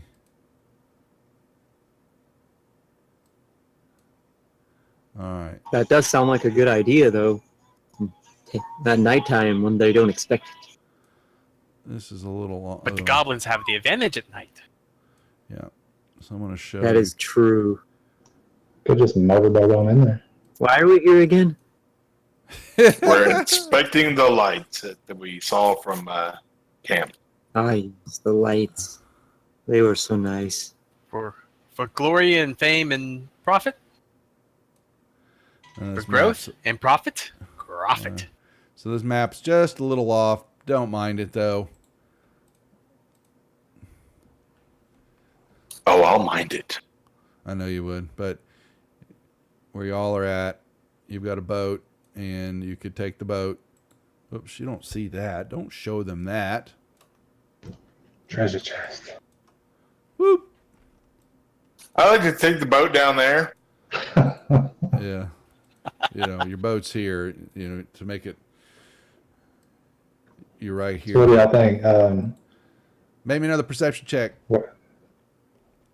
Fabrone. Well, while he's doing that, Alan is going to err on the side of caution and try to replenish himself, which he did. Wait, why didn't they drop it on me? Oh, we moved maps. Fabrone, you briefly catch movement in the back area. Inside the cave opening? Inside the cave opening. Just briefly. Out of the corner of your eye, something moved. All right, I'll let the group know. I see movement in the cave itself. So, How's the flow of the water here? Stagnant. There isn't any. It just kind of have rolled down and kind of puddled in this way. And it may have been actually, garnered that way with the way you see the cave itself. So let me kind of explain this. So, without giving this all away to everybody, what you're kind of seeing. So it's like a moat we have to cross in the boat to get to the cave. How deep does it look? Just out of curiosity. The cave kind of looks like this. All right. it's a moat. You Goblin's think? mouth. Yeah, it's into the goblin's mouth. Say that. How deep is the water? You think it's looking 1 to 5 feet. So we could wade through it. You could wade through it. It's those cold. of us who aren't 3 feet tall. Exactly. It is cold. But other than that, it's just ganky. I could try to skirt the edge and scout it, but what do y'all want to do? I'm considering taking a deep breath and swimming under the water over there and popping up and taking them by surprise. I'm just concerned about what's in the water. Chronel, you don't think it's that deep. Maybe you've got spots maybe 5 feet deep, but it's definitely uneven. You don't know if you could actually make a full swim underwater. Doesn't seem to be that deep at all the way across. Okay. But they definitely have got it situated that, from y'all's abilities and understanding, that there's a reason why the cave is here and the way it's situated. That they can kind of see and tell what's going on in this little ravine area, cul-de-sac from where the entrance is. They could be using something that lives in this water as protection as well, although they cross it. Oh, you just see the boat. Yeah, the boat is ringy-dingy, and you don't see any other tracks coming out of the water in the area. You might move around the forest line a little bit. You're not hearing anything, and you just see their tracks come up from where the boat would normally be, parked on the shoreline there, and then going back and forth into the tree line where you're at. So this green is the actual rancid water? That's correct, yes. Okay. I'm assuming, where's the water? I'm seeing grass. No, that's green. It's It's nasty water. stagnant water, yep. Okay. I So think yeah, Albiel will definitely not want to go in that water. Yeah, my vote is might be going able to to be to. I say we back up into the tree line a bit, hunker down until dark, and then slowly make our way across in the boat quietly. But if y'all want to take a more direct approach, I'm good with that too. I'm not very good with seeing in the dark. Carrying a torch might just give away our approach.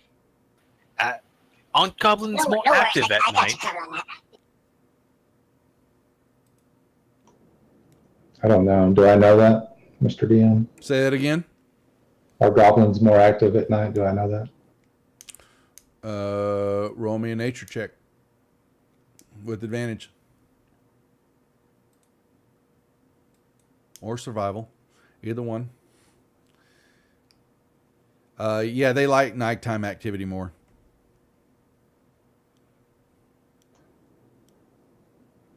All right. You're not so certain that they could be some that's been in the way their abilities to hide and use the area to their advantage. They could be the ones that were stalking you in the grassy areas or checking things out. Well, they may start to become suspicious if that is the boat that Goblin Party took and that doesn't arrive back. So staying over here could run into trouble either way. So Yes, time is of the essence. I think that's what people say. y'all want to try to Albiel will jump in the boat and say, "Come on, guys, let's go." I mean, we've got nothing but time, so let's go. Albiel jumps in the boat, runs into the clearing and gets in the boat. Did I just hear that? Well, yeah, he's short, so yeah, you heard that. He's short, so he's hard to see. All right, let me see. My lovely friend here is paying attention. Oh, you were so lucky. All right, so yeah, Albiel is running to the boat and does not see. Yeah, Pharaoh, you see Albiel move to the boat. He comes out there, and briefly for a moment, there is a goblin that steps out onto the shoreline there. No, he's looking, and he did not really pay attention, but he kind of steps out, and he kind of is over here in the corner, and he begins to relieve himself in the water area here, not looking at the gnome. And you moved the wrong character token, by the way. Oh, I did, didn't I? Well, you're all small to me. How far away is it across? About 15, 20 feet. Oh, that ain't much. We could just dash across and attack this place. Of course, we don't know how many goblins are in there. It's probably a lot. I don't know that it's wise to go here at all with the Well, Albiel's moved to the boat and is getting in it. Yeah, I see that. That you do. I also see this goblin, and oh man, I'm motioning to Albion to get down and kind of point out towards the goblin, kind of get down in the boat. Albiel could be sitting in the bottom of the boat and nobody would see him. Make me a Hi, stealth guys. check, Albiel. Uh-oh. It's fixing to go down in Goblin I Town. believe so. It is. Oh, that's not too bad. I'll roll in the open. He's not paying attention. He gets done, relieves himself, does a little shaky, twisty, and then he begins to walk back over here. And you see him look into the entrance of the cave area, and he yells something, throwing his hands up in the air, and he's beginning to walk back over. Looks like what he does is he's taking a position kind of right behind a rock in a wall area here to look back toward the open area. And Albiel is in the boat, and the goblin is now looking back out toward the boat, looking toward So the. it's kind of on guard, or Well, guard duty. he yelled into the cave something, and then turned around, but it wasn't like you didn't get the feeling that it was like alerting. He was yelling at something, saying something, and then kind of turned back and was kind of walking up to take his spot at where you think he's kind of as a watch sentry, but he has turned to face Now we're back where stuck y'all are here at now. with the gnome in the boat. The gnome is in Can the we boat. even all fit in it? No. Can we all fit in the boat? Look, if we get in that boat, we are not surprising anybody. It's going to be arrows flying as soon as we get in it. Well, if we have to, just let me know before we go, and we'll do what we can. I will gladly push the boat from behind. So I'm you got to see step the out in the top- clearing to do that. Well, before we do that, once everyone else gets in there. Well, the boat's only, like I said, one person and or maybe two small goblins. It is not a big dinghy that all of y'all could fit in. No, not at all. It's just a small little goblin boat. I want to try to go up to the top of the map here, go across that short piece of water, and climb around here and see if I can take this guard out quietly. Okay, so yeah, we can make it you across can make, to yeah. the So top. this is, like I said, it's not quite to spec, but you can make your way. This is all mountain, you know, the face of the mountain or hillside and stuff like that. But it's fairly steep, though. That is that. But you, knowing what you are and abilities, that it would take you, you know, about 3 turns to make your way across without trying to, you know, alert anybody and get over to where you might be like on top of the eyebrows of what would be considered the goblin, you know, face of the cave, and be able to look down or do what you need to do to jump down and land in there. Yes. So if you wanted to try that, I would easily allow that. You guys hear Czar mutter, "Dad nabbit, Melandra, if you could have given us a bigger boat." Getting in the boat's an instant hell of arrows, I think. I'm gonna try to go across and see if I can, Okay. I don't know, at least look in the cave or maybe have an opportunity to dispatch Yeah, that that's guard. So you may make your first, you can disengage from there, make yourself, your first maneuver will be to here. Okay. And what I need is a dexterity, That's the wrong- acrobatics, whatever it is. You may move it at, oh, damn, I keep grabbing the wrong one. Sorry. With advantage, acrobatics check.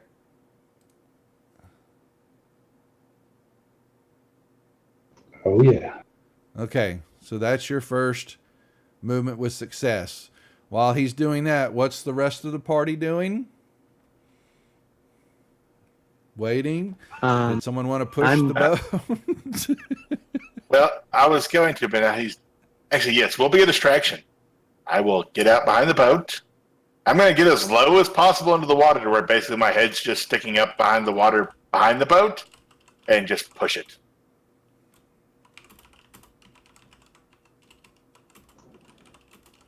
Albion's going for a ride. Star will ready a holy eldritch blast at the corner of the rocks, kind of watching for the goblins. I think I could reach him from here. Alan will ready his own cantrip should said problems come out of cave. Okay. Well, you're so prepping for that. Now, Pharaoh, you can make your way to the next corner area while that's happening. I need another acrobatics with advantage.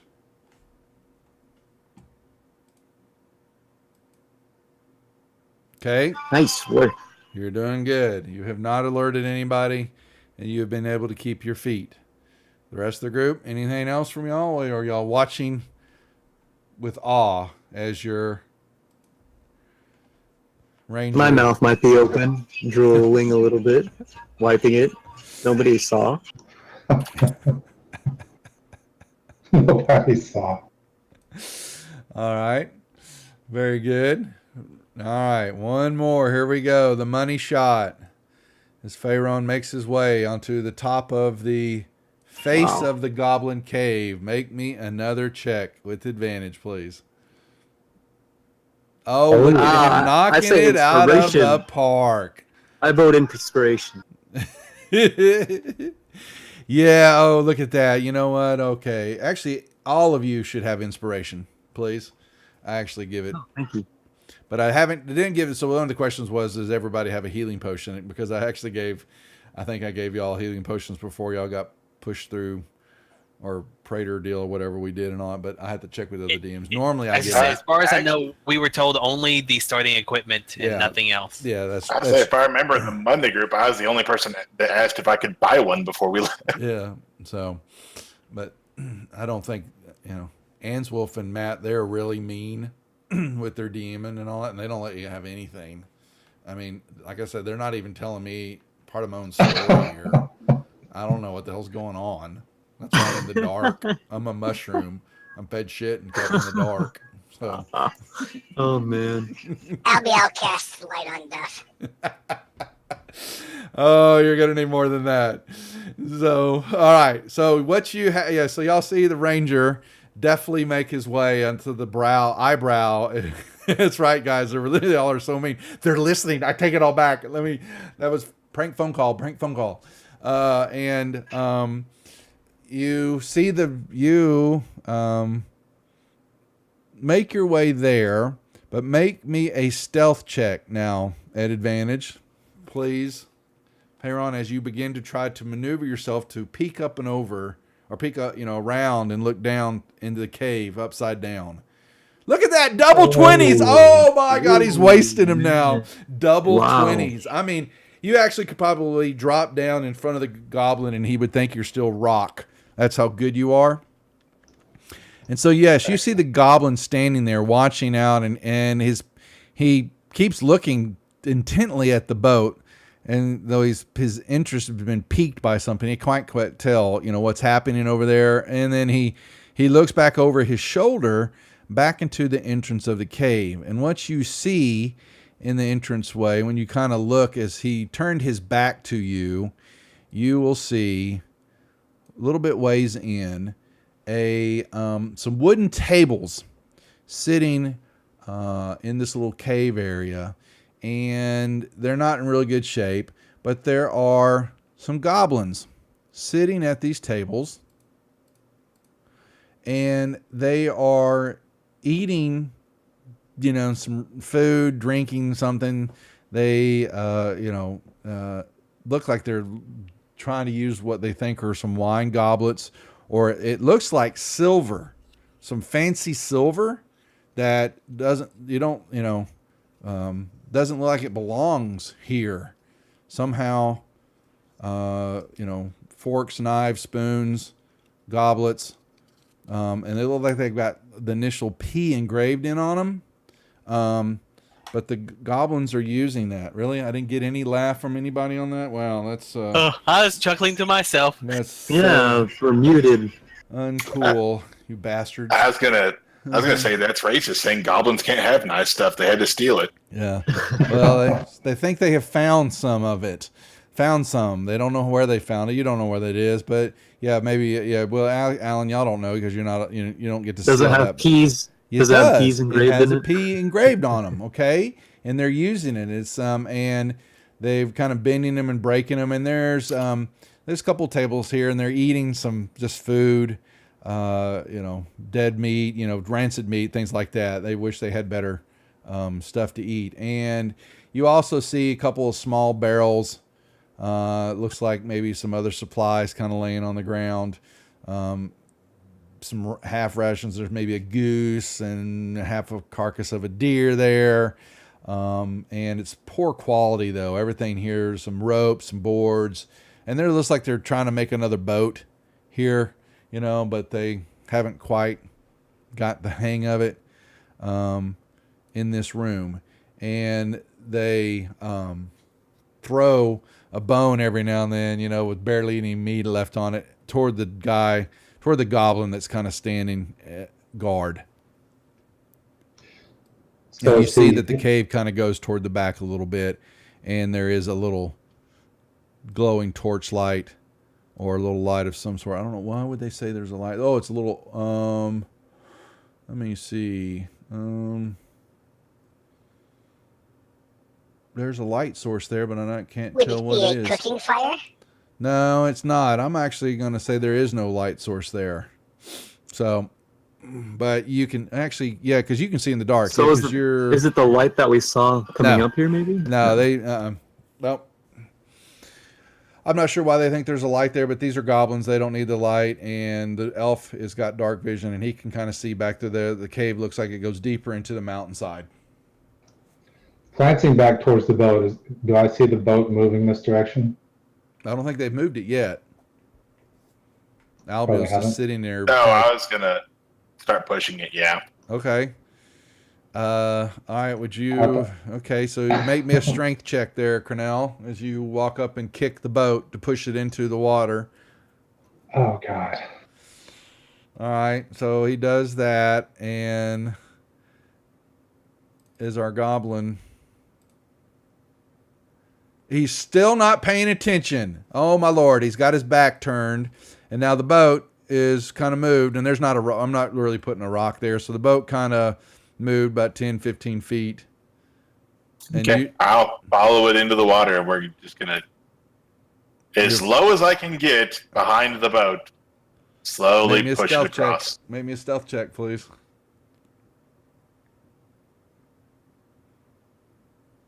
Look at that. Nice. Look at that. All right. Now, Wow. this dumbass doesn't even know what's going on? Okay, so, yeah, he hasn't really paid attention yet. He's yelling back at his friends. And you think, Faerun, he's like, holding his hand out. He looks like he's hungry. And he's not happy that he hasn't got any food. How far down is the drop here? What did it look like on that map? Probably not even 10 feet. All right. Is there any kind of outcropping or branch right here by me, or is it just no? It's the face is carved and or been hacked out of the rock face, of the actual rock face to make this grimacing goblin face. Okay. I can see that he's facing the wrong direction. Yeah, you kind of peek around. You're in like one of the eye sockets, and you kind of look back down and you can kind of see that he's got his back, and he's yelling, which you can see. That there's other goblins back there, and you hear them laughing, and giggling and wheezing at him, chunk of bone every now and then, and he begins to turn back around. What do you do? As I see him start to turn back around, I just kind of hold my hand up in a stopping motion towards the boat. Not really sure what to do. It's halfway through the river. He might notice it's moved. Yeah, he's going to go. I was thinking, and he okay. he begins to walk. I will out shove here the boat as hard as I can towards the shore. and make me another strength check. And the boat, Yeah. I'm shooting across, and he goes, "Ah!" And he begins to step out, and does he see? Oh, ah! And he pulls out his short bow, Cornell. He sees you, and he fires. When he starts attacking, can we Yeah, release can we our... blast him? Yep, you can blast him. Yep.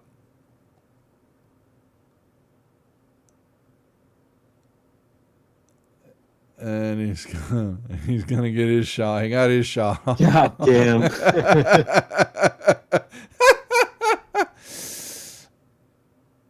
And then he yelled, "Did Goblin 4 pay attention?"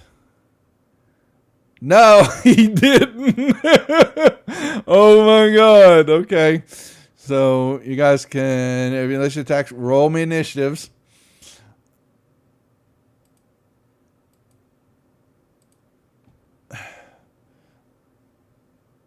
All right. And he sees all of y'all fire. Now he knows that y'all are, there's more of you out there because y'all stepped out into the clearing ways to cast. And he's got a surprised look on his face. Albu, you're moving up close now.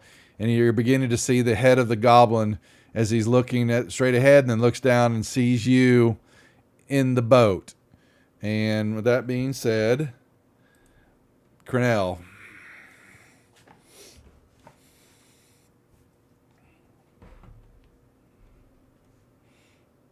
You are up. Okay. I will move up to here. And how are we? Do we know if all the DMs are playing with flanking? How's that's going to be for this? We're going to have to right now play with it. I don't, Matt. If you're watching, I don't think I they say would do there's anything. no flanking by default. Yeah, they're I know. not right now, and I don't. Let's Matt he can put it in stream real quick. But were you playing with flanking? I don't remember with advantage if they were flank or behind a player, like I do on my other games. It's now going to confuse the crap out of everybody. But oops. I don't remember. I don't think right he offhand, was. but I don't think he was. Yeah, because like I said, Matt's mean. I say I'll just roll for now, like we're not, and we'll find out eventually. Yeah, well, Nick's saying it's up to individual DM, but the problem is I give flanking and advantage on back behind maneuvers and all that, and I want to make sure that we're the same. And right now, I'm going to default. I know, but the question would be that I would allow healing potions, but they would have come through the portal, but we didn't do that. And so, if we don't have it for right now, I'm going to err until we have a DM meeting and put the rules up in World Anvil. We'll just play with right now that you guys. Don't have the flanking advantage since it's not in the rules. Till we just, arbitrarily change the rules on you and tell you that you can. How about that? To be the guinea pigs. Well, that was actually Matt's group that came through. They were the guinea pigs. They had to deal with Matt. And both attacks missed. Okay. You are on fire tonight. All right, Faerone.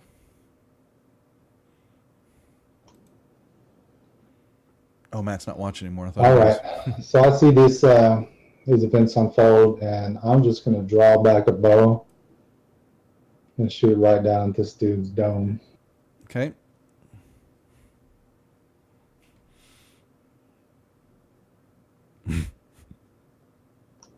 All right. You did those great. How does that miss? Do I not have advantage from shooting from there?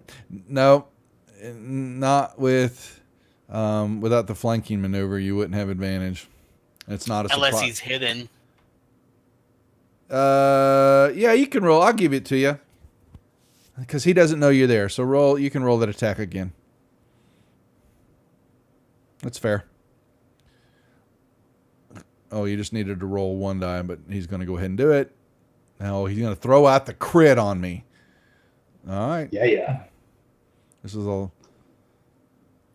snot slaughter. Nice. 20, Arrow in 20. arrow in the head. I think it's going to You want me pierce to me. roll just one dice to be fair? No, you're fine. No, you go ahead because we're friends. Right. Yeah, we do need Nick put a house rule page. That should have been. Why didn't that roll at advantage? That's right. It's not like like he didn't. Make sure I got it turned. Make sure I got crit turned on. But it didn't. It didn't target the goblin at all here. Oh, that's why. I'm just Oh, dropping. I guess it doesn't Okay, matter. that's why. Yeah, he's going to kill him anyway. But I thought he might want to know that he just kind of blew his head off, But because Keith has to have that kind of hand holding. It's Yes. Okay, yeah. So you basically the arrow went right through him, straight down through his spinal cord, came out his ass side, and plunged into the ground, and he falls over, dead, face into the water. But does the splash alert Goblin 2? Negatory. Nice. I think it was just a dude.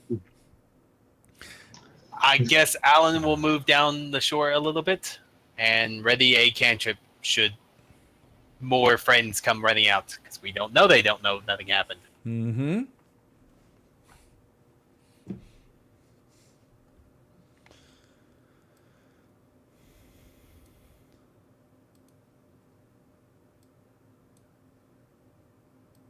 Goblin 2 and them are, like I said, he already know that nothing happened. He was there eating. Goblin 3, does he make a check? All right, he gets up, not seeing his friend, and he is going to, well, y'all don't know this, but he, 3, 4, 5, 6, comes out the cave and sees the boat.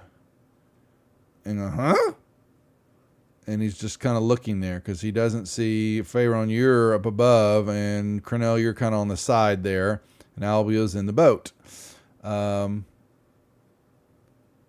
and you just kind of, but then he looks and he sees his friend on the ground face down in the water. And he draws his sword out and he looks back. When he makes an aggressive move, I will hit him with a He cantrip. pulls his sword out. Yep. And he is beginning to look back and he's saying something. Oh. And the spell hits him in the back. And his friends are alerted. And they begin to stand up. And he doesn't know what hit him in the back. Goblin number 4 comes 1, 2, 3, 4. And does he see any of you guys? All right. Cornell, Alan, make me stealth checks. The lower of your 2 will be noticed. Oh, boy. Oh, boy. Oh, Cornell, he sees you standing there. And he pulls his short bow out and he fires. But now you've got a little cover there because you're kind of hid around the corner. I'm going to give you a little extra cover there because I'm the nice DM. He shoots. Oh, but he ricochets off the rock and it catches you when it hits and kind of skitters off the kneecap. Albiel.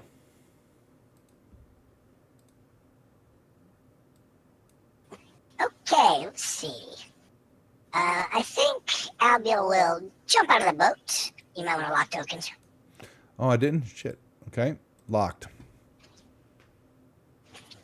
And he will stop right there.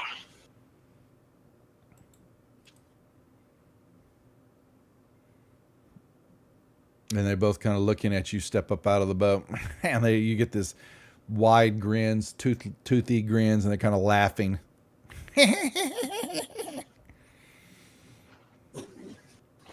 Fresh meats on the menu, boys.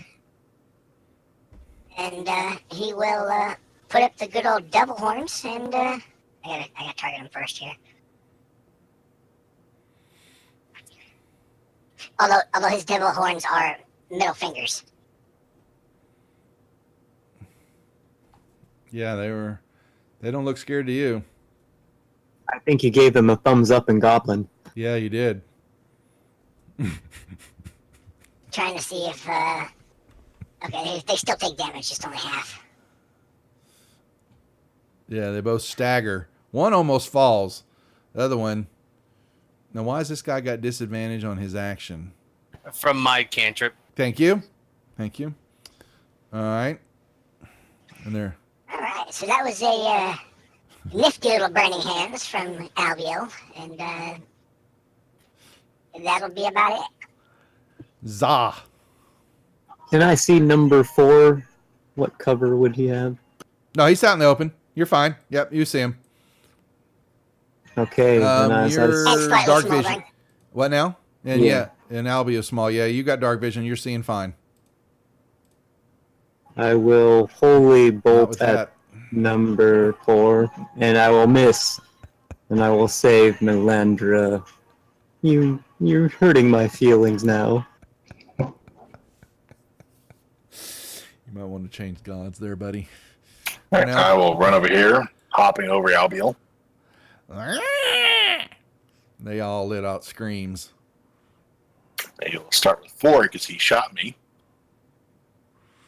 You cut one down. and we'll turn over to 3. And it goes right over his head, giving him a lovely buzz haircut as your blade takes his remaining hair off. And I will try my Bardic Inspiration with that one.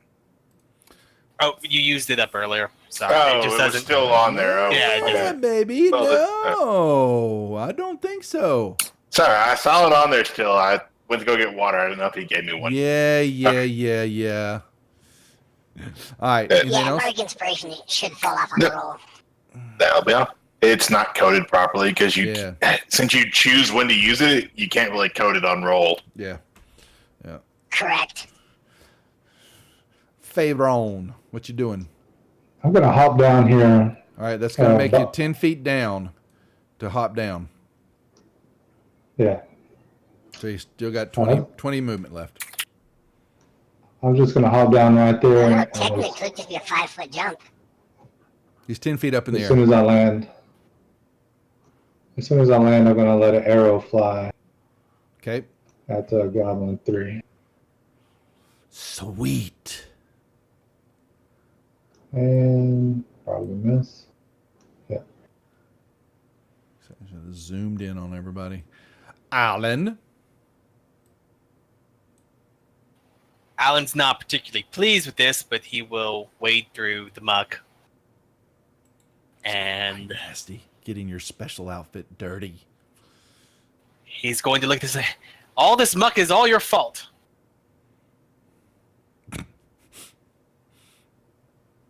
And he, not understanding a word you said, but falls over dead. And that's good enough for him. This goblin will... And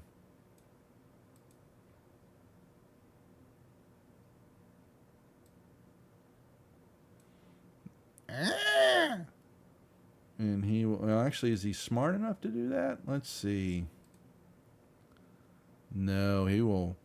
He was rushing. He'll run up because you've disturbed his dinner. And he will swing at Cornell. And he misses. All right. Albiel. Albiel will look at Goblin 2 and tell him, hey, you're slow down. You're moving a little too fast there, buddy. And, of course, they never work when I do that, so that'll be it. Oh, had he rolled a 1, he would have frostbitten his own friend. Gazara. Can I see number 2, or does he have cover? He's going to be behind them with everybody standing in front of him. You can see him, but he's going to definitely have 3/4, if not almost full cover with everything. So -5. Yes, easily. I'll cast Sacred Flame at him then. Come on. Yes, Melandra. You do love me sometimes. Square in the face. And Sar, being all happy with that Melandra still cares about him, will wade through the water trying to dodge the little goblin logs to get to his friends. Oh, man. All right. You make it across. Yeah, you're over here now. You're good. And the group... It's called karma from the train pot. Exactly. Exactly. All right. Well done. That was Alan that did that. There are 4 goblins on the ground. You kind of look through there, and you see a couple of maybe barrel of some looks like some type of oil. It looks like cooking oil or some sort. It's really old. You know, the barrel barely is holding up. You can see leaking. It's it's kind of leaking out. And where's this barrel? It's over here with other stuff. You see some barrels, just really old stuff that has been here for quite some time, or it's been around for a while, and some type of oil. There is some odds and ends kind of laying on the tables and on the floor. A thimble. You see a rat's tail.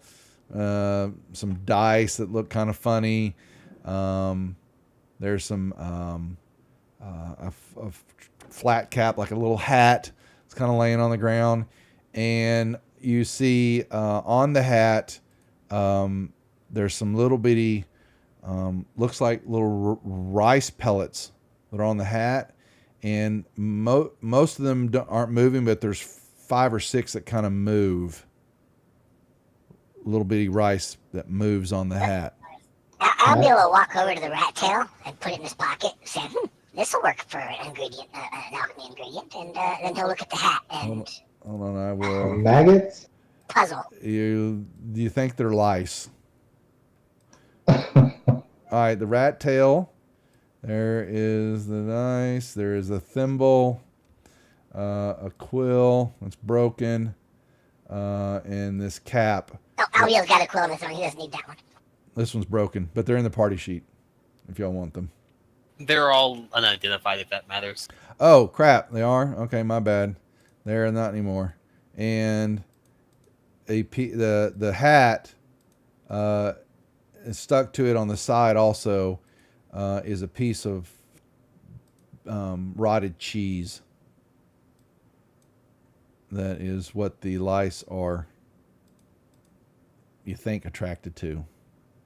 It's everything that you want in a special parcel. As you say, Alan will use his magic to instantly clean the hat and then pick it up.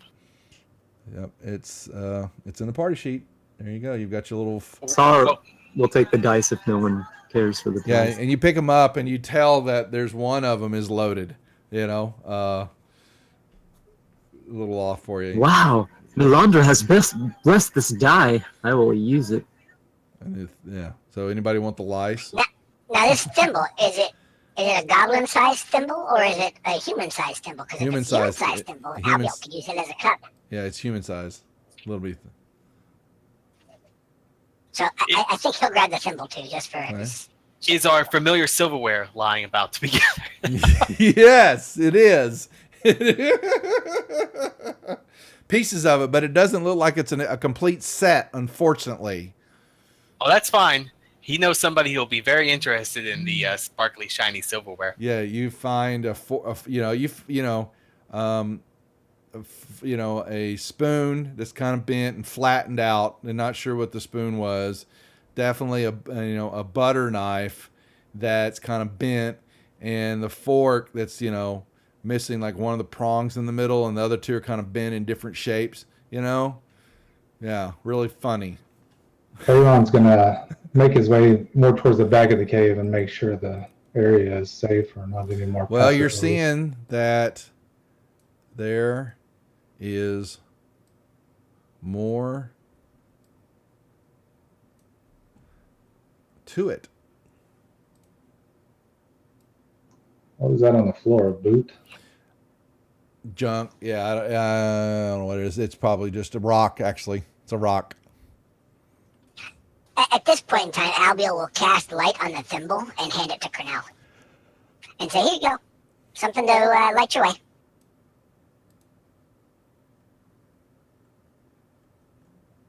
I will carry the thimble out or put on my finger, whichever.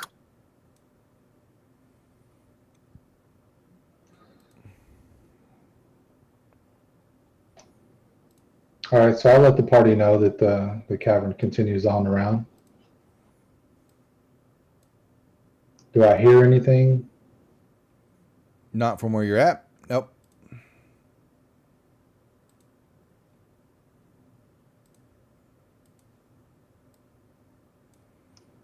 All right, well, I'll move up to the corner there. All right, yeah, you're seeing it looks like there's a split. This cavern goes back a good bit of ways, and you see tracks everywhere. Mostly goblin. There looks to be maybe a paw print too. What kind of paw print? Make me a nature check.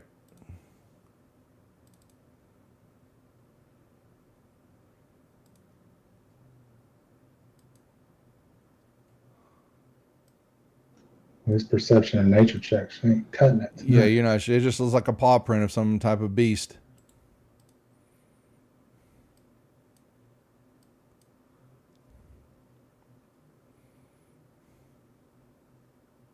What's up, Cyber? Cyber, you signed up for Portal's Reach and all that. Did anybody get with you on running a character up or not?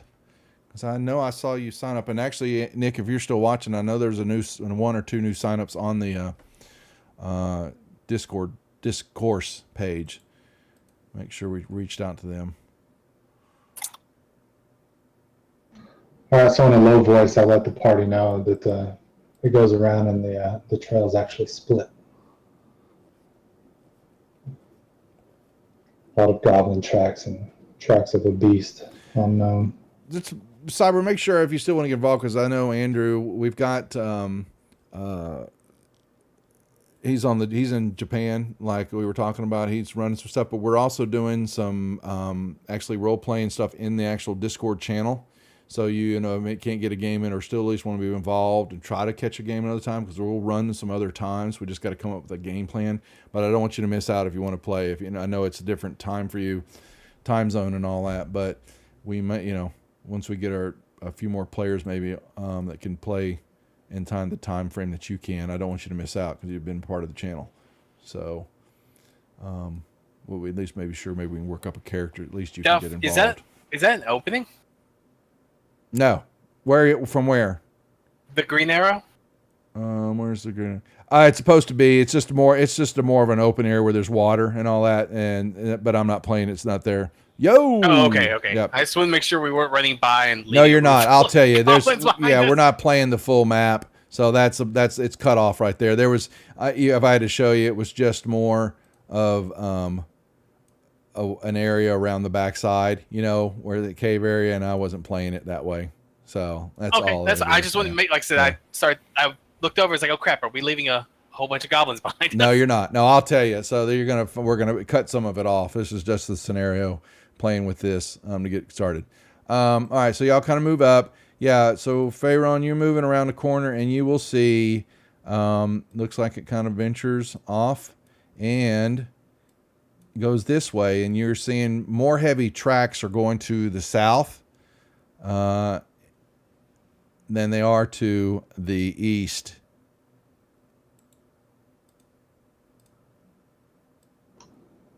Okay.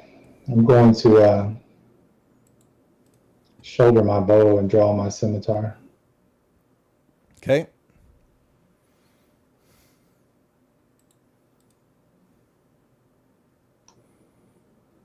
Kind of wave back at the party to move up and see what I see. I'm waiting for the light source to move. Who's the light source? Who is that? I thought Cornell. Oh yeah. It's me, yes. Yep, he's got the thimble with light on it. Cyber, appreciate the sub, buddy. Really do. All right, y'all move up. Yeah, and you're beginning to light up the cave area. And Pharaoh, you see it goes down, and you see a little bit too. Yeah, what you're seeing is a little opening.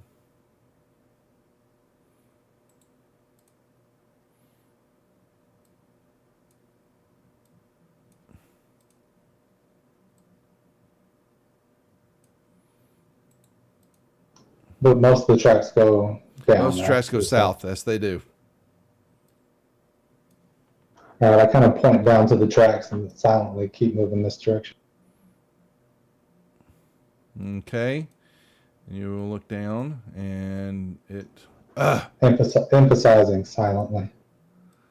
Yeah, you're looking, and you see... Continues onward.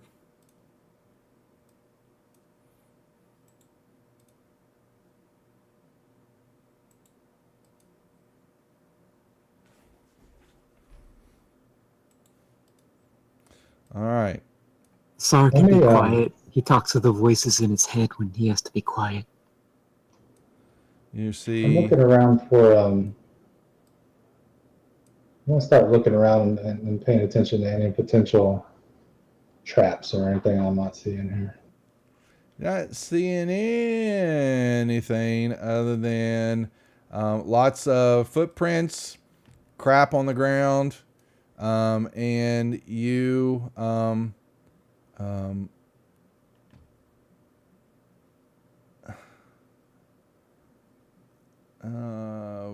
there is a soft glowing light that is definitely coming from the south, and it's also a good bit of smoke is coming directly from your south, and it's beginning to it's kind of hazing up in front of you, and kind of making it hard to see.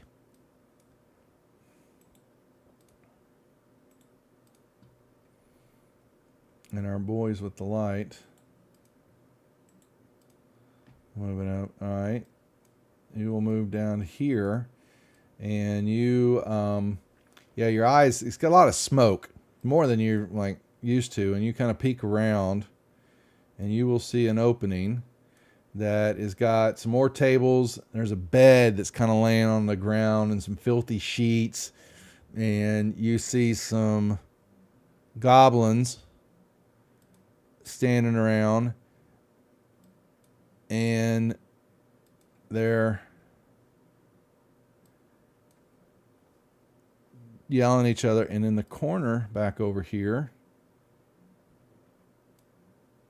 is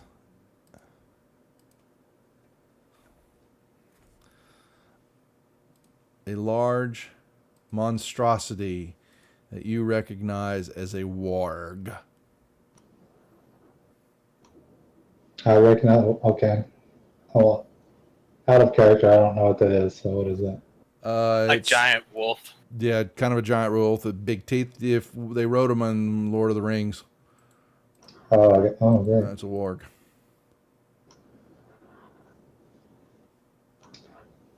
All right. So I'll kind of turn back to the party and let them know what I see and motion for them to be quiet.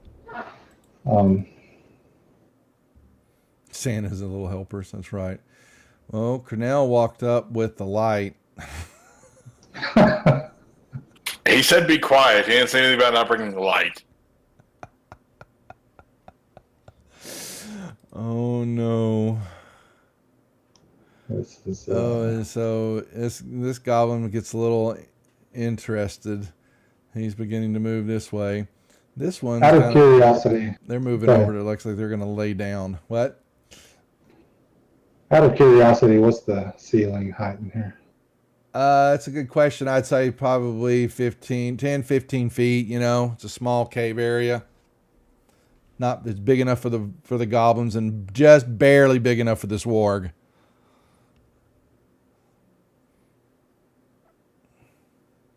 And I see this. Do I see this goblin coming, or Yeah, he kind of caught this kind of flicker of light caught his attention in the hallway. And he just kind of he's looked up. coming right towards me? Yeah, he's coming right toward you. All right, I'm gonna sheathe my scimitar and get out my whip, and just kind of back my back up against this wall and wait for him to peek around the corner. And if he does, I'm gonna try to quickly and definitely slap it around his throat and drag him around the corner. If that happens. Long shot maybe, but that's what I'm gonna try to do. All right, make your movement. Where are you sitting at? You're just right there, but you're just kind of hiding around. Your back's to that little outcrop is what you're doing, you're saying? Right here? Right. Okay. And if he and I see him coming, and if he makes his way around that corner, I'm just going to try to Yep, make me a stealth roll. put that around his. Make me a stealth check, please. Okay.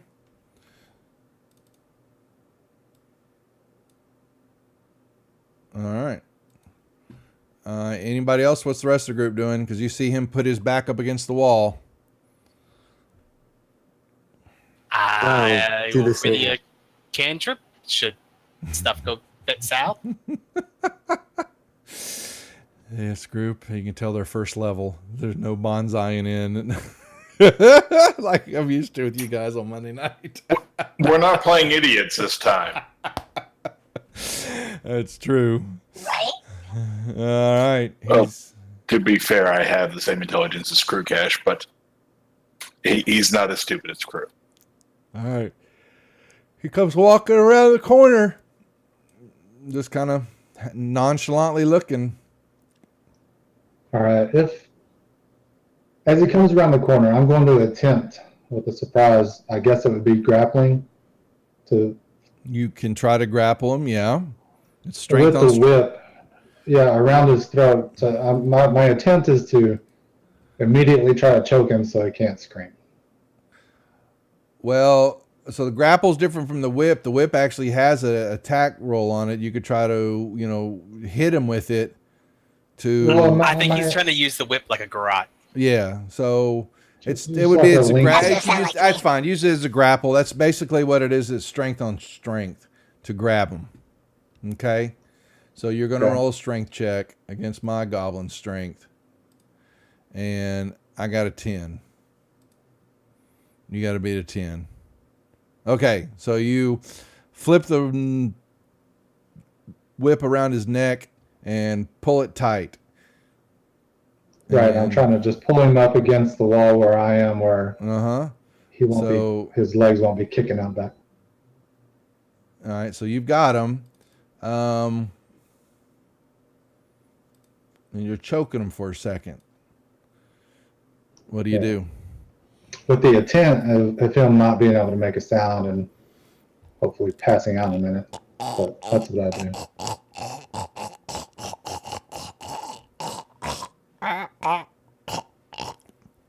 There you go.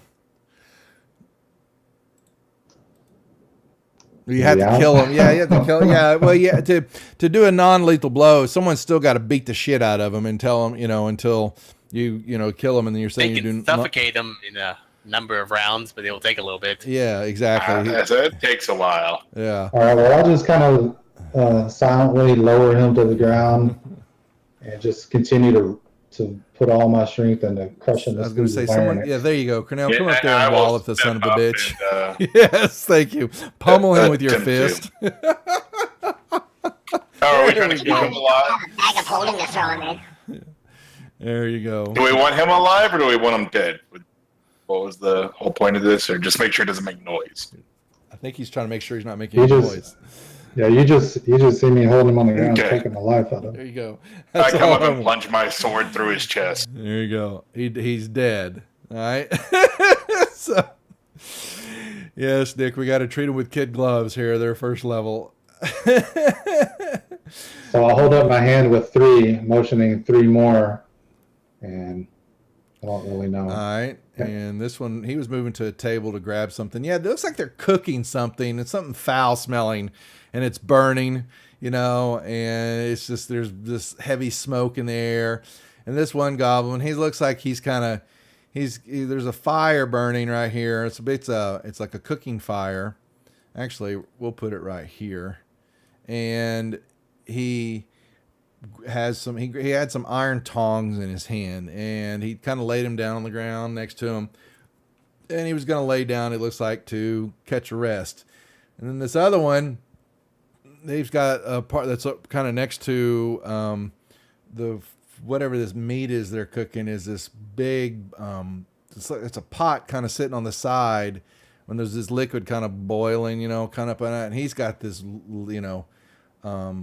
looks like a pretty silver ladle, and it's got a P engraved in it, and he's stirring it and kind of pulls his lips to the little spoon cup thing and kind of tastes it and makes a face, and then kind of rubs his belly, and then he's kind of backs up. All right, I'm gonna put the whip away and draw my bow again, and I'm gonna motion to the party as if we would rush them, like on the count of 3. I will stow my swords and grab my axes.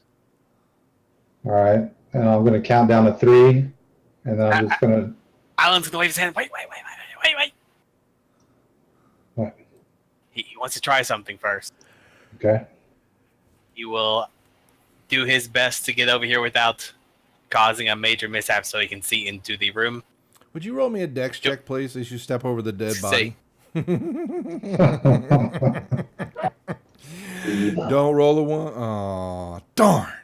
Okay, you're fine.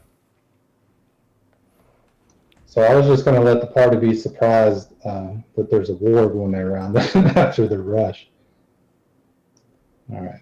As you say, I can see right there, I believe. Mm-hmm. All right, let's do this. And that would be sleep. So That's what start I your figured HP counting down. Figured you were Fireball. No, I knew it wasn't fireball. I knew better than that. 24. All That right. would be me. All righty. Technically, he can learn fireball. He could. All right, here I we can learn go. whatever I want. So you're sitting there, and the goblin, the goblin riding warg, basically, you could tell that he's got some, riding chaps on, and his butt sticking. He's got David Lee Roth riding chaps. There's no butt on the backside of them, and it's pretty filthy there. And Nobody knows who David Lee Roth is. So. y'all suck. Okay, you please tell me everybody knows who David. You really y'all don't know who David Lee? Yeah, Roth? no, y'all do. I know. Okay. Oh no. I'm just Okay. messing. Man, don't mess with me, man. That's my In band. character, no. I'm a character, yes. So yeah, so he he's David Lee Roth. I'm a Van Halen man. buttless butt chaps, and he sat at the table, and all of a sudden you just kind of see and he falls over asleep on the table. These two guys were kind of laying down, were kind of sitting down and all that, and they both rock back and all of a sudden go, huh, and are sleeping. And the I Rock have a just question. sitting there. Manel sees the Rorg, right? Yeah, oh yeah, he's in the corner. He's going to give the Ranger a dirty look. And then scurry back behind the others. I'm just gonna let it be a surprise and deal with it. There's no real way to motion that there's a war going. And then he's going to give the all-charge hand motion. Make a little shadow dog. All right, so I'm going to count down to 3. I'm going to put one finger up, and then I'm just going to turn around the corner without going to 2 and fire an arrow at this work. All right. All right. The 3 goblins are asleep, just so you know. Yes. Yeah. Yeah. But not the dog, right? The dog is not. No. And it was sitting there, it's a dog, a roar, but these 3 all of a sudden just kind of fall asleep. All right, so move to where you were going to move, and before you make, and your shot's going to fly wide. But would you please move into the room? There you go. Okay, so fires a shot, and I need initiative rolls from everybody, please.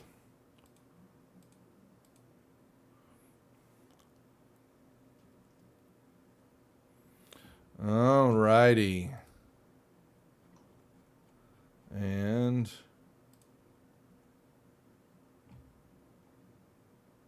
Wait, I just hit play music. Play music. All right.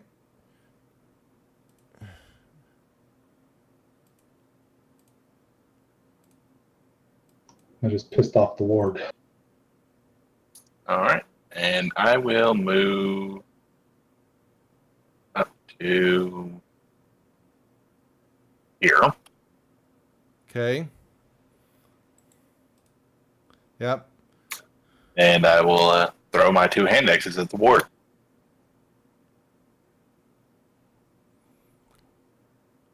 Nice.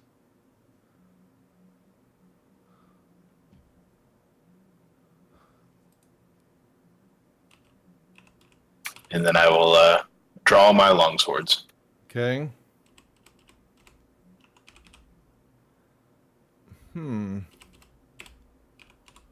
Thought I had a hound. Damn. All right, the warg gets that, and it runs. And it moves very quickly, and comes straight for the fighter, and will. Can't find it. What will he do? He will chomp down on the fighter, and miss. Albiel. Nicely dodged. Okay, let's see. Albiel will step up right about there, I think. All right. And try to cook him some dog. I don't think you've hit yet with that spell. That was almost a 1. I haven't hit with Hey. any of my cantrips. You hit once. You did 1 damage to a goblin. Oh, that's right.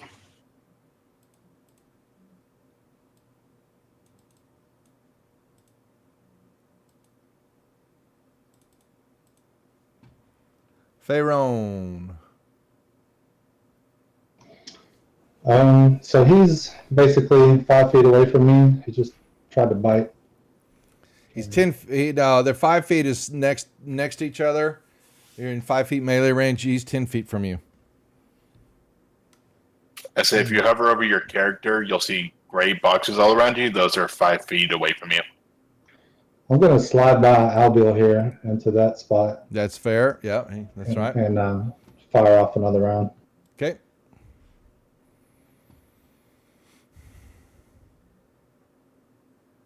Good Lord. All right. What if the Ranger can't hit a ward from 10 feet away? Yes. Alan. Alan will come around here, peek around the corner, and go, "Bad dog, bad."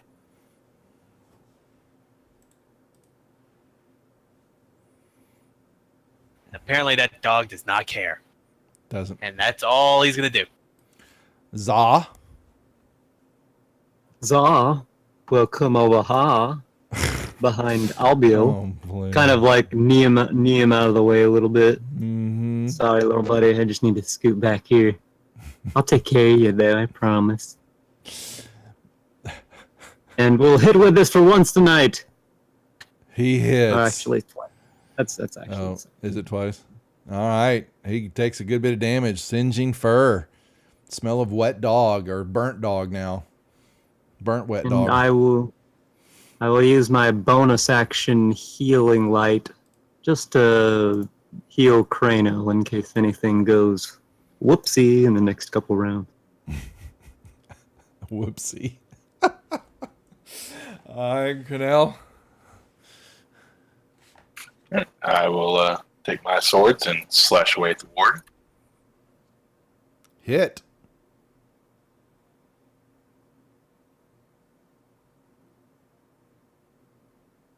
Oh, Oh, you miss. know what? My favorite enemy is Beast. What does that do for me?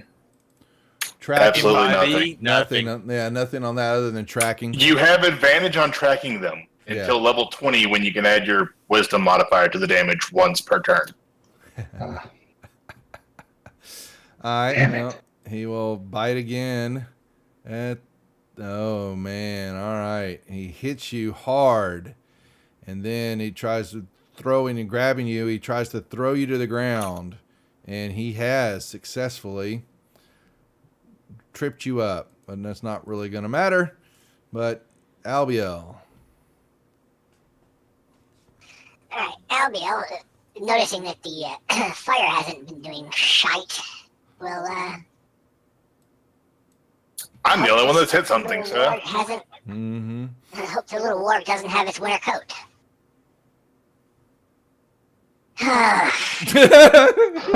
Well, technically, Albiel, something must be wrong with your. Your voice. Yeah. Something stuck in your throat.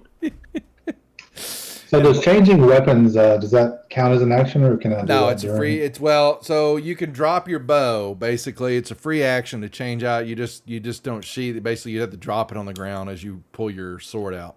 So it's a free action. Albiel's balls have to drop for him. So Crano's on the ground, prone. Yes, he is. So I can drop the bow, draw the scimitar, and attack. And move into attack. Yep, you sure can. All right, I'm going to try to draw attention away from the prone fighter to give him a chance to get up. And dropping my bow back where I was, I will. Yeah, take you a know it's swing on at the him with you know it's on the scimitar. ground there. Yeah, you got your scimitar and you can attack. Very allowable. You hit him. Nice. Drag your damage to the warg, please. You didn't target him. For some reason, you clicked off of him for whatever. Just grab the damage. Drag the damage roll and drop it on the token. Yeah. Oh, You didn't have to roll again. Anyway, yeah, other roll killed him too. He drops okay. to the ground. Sorry, Dead. I got to learn some of this. Yeah. All right. You've got 3 asleep. I'll pull prone off you. Cornell, I would assume you would pick yourself up off the ground. Yes, that'll still be half movement. It's 10 So I feet to can only stand. have- Yeah, I think it's 10 or feet. Yeah, I'm not sure how we do It's it. It's by half. isn't raw, it? it's half. It's half, By- yeah, that's what I I know thought. your games you played 10, 10. but by raw, it's half. Well, and you're supposed to, if you move through other character spaces, it's supposed to be difficult terrain and take double movement. You know, so I'll talk to Nick and Matt about how our rules are going to be, our house rules, and we'll document on World Anvil. But for the moment, you pick yourself. Y'all are out of combat for the moment because those three are asleep and you don't hear or see anything else moving in the room. Okay. Okay, so we're actually out of combat. Yes. I'll just kind of walk over here. Well, I guess this one would be falling over right next to the ward. I'm going to tie this one up.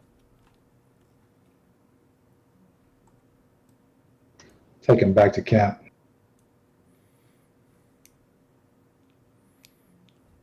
I have rope. I may or may not know how to tie a proper knot. Do I get advantage on stabbing a sleeping goblin? Well, you're going to because he's unconscious. You know that already. Yeah, Nick, we'll go down. I know, but I just so as long as we're the same, you know, the three of us, and when other DMs come on, let's put some there, and then we'll be good on it. I would play last, and these guys know me well enough and playing that way, but you're gonna get asked in one of your games one of the times if I allow them to flank, you know, and so I want to make sure we're all on the same page. And I think putting it on World Anvil is a smart move. Okay, yep. So you, kill that one. And then I'll go ahead and just, since we're not really combat, I'm just going to use my bonus action to use my second wind. Okay, done. Oh, did I didn't build that right. Let me drag it myself. Yeah.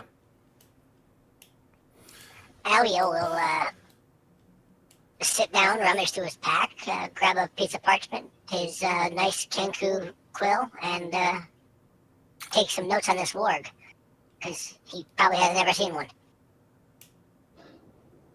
All I'm right. going to disarm this goblin I'm next to before tying him up. I'm going to tie him up with ridiculous knots. Okay. He didn't have anything on him. He didn't have any weapons on him. Other thing he had were some iron tongs that he was using to kind of stab at this meat here and kind of turn it. But other than that, there's nothing on him. All Same right. other But he goblin. might have information. Yeah, the other That's goblin what I'm saying. the other sleeping goblin's got a scimitar and short bow, but this one you've got, He's the chef. We'll see you, Nick. Yeah, he may have been the chef. Yeah. Well, I think we should take this one back, or the other one, or both, for some interrogation. I'm sure somebody Slave back labor? can't What, huh? speaks goblin. Is a wheel of pain on the list of buildable items to enthrall the entire civilization here? Exactly. Take a couple trophies back to town. Yeah. All right. That's what heads are for. What about the other goblin? You can take him too, or slit his throat. I don't care. Yeah, we only need one person for information. Slave labor. We can put them to work. Fair enough. The opportunist. I will take my rope and tie this one up. The other one too. Okay. I'm sure they'll be listening to me for hours talk about Melandra. I'll make sure they won't go anywhere. They're going to kill themselves. Okay. I guess, do we find anything of interest here? No, you do not. Other than you find is that there was some food here, trash. They have a little bit. The only thing that you found of anything of note was what looked to have been a rude drawing, or basically overview of where y'all were at. That on a piece of hide with some charcoal, you kind of maked out what you thought was maybe your portal, and what looked like a 10 or 2, and some stick figures of people. And that's it. So you get the feeling they had been watching or looking at the group, and and basically you see tick marks next to one of the stick figures, and it looks like it's a rough running count of how many they were watching you. How many are in town, 16 or 17, how many of they're there, that they were making note of how many were there. Alan wants to take this and just start making a whole bunch of tick marks. So there's like 30, 40, 50 of them, and then just leave it back where we found it. Okay. All right. And he would like to gather up and magically clean the sheets before ripping them into crude bandages. It's going to take you some time on that because you can tell that they are infested with bugs. He can magically clean it instantly. Okay, and they're filthy and torn. All right. Well, that's fine. He's going to make crude Abiel bandages. will start firebolting anything flammable. Yeah, and Oh, that's, Not the sheets. yeah, and there's like I said, you're not sure quite what they were cooking. It maybe you think it was one of those carcasses, maybe of the beast snake. Looked like they had that kind of something racked up on one, and then they're in the cauldron. It's just some green goo that none of you want even smell. Put your nose over to smell. It doesn't look tasty at all. And that is all that you find, guys. we need to gag these goblins as well. I Find figured something there to gag. I figured you've got them tied up, horse tied, gagged, and that is actually, guys, you have completed there is nothing else that you can tell for the moment in this cave. That is it. Nothing up on that other branch. No, they that's didn't go down? basically that's the wall there. This is it. You have survived your encounter. Slar asks, can we name the goblins Droop? One's named. Look at their names on the think tracker. One is already Droop and The Sloop. other one's Sloop. Oh, cool. I noticed that. Yes, like, yes. There's a long lost cousin of Droop's. All right. So yes, we will drag them back and begin building our slave army. I mean, questioning them about the area.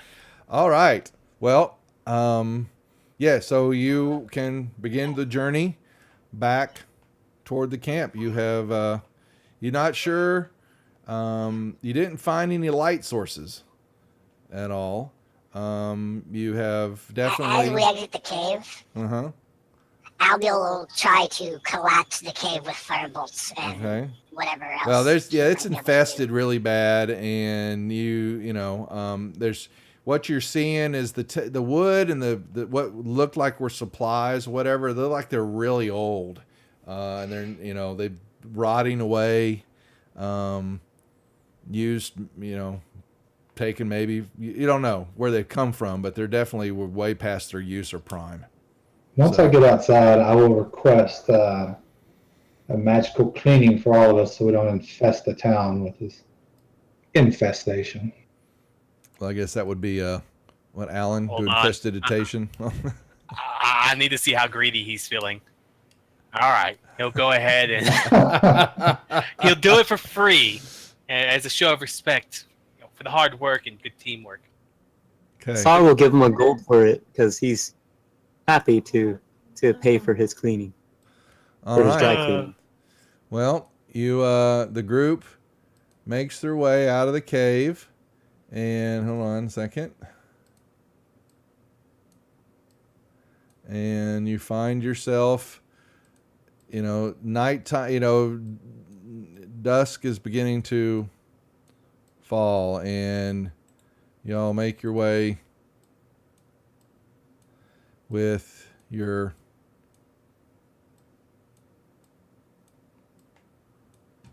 trophies, and I would assume you're headed back to the camp, correct?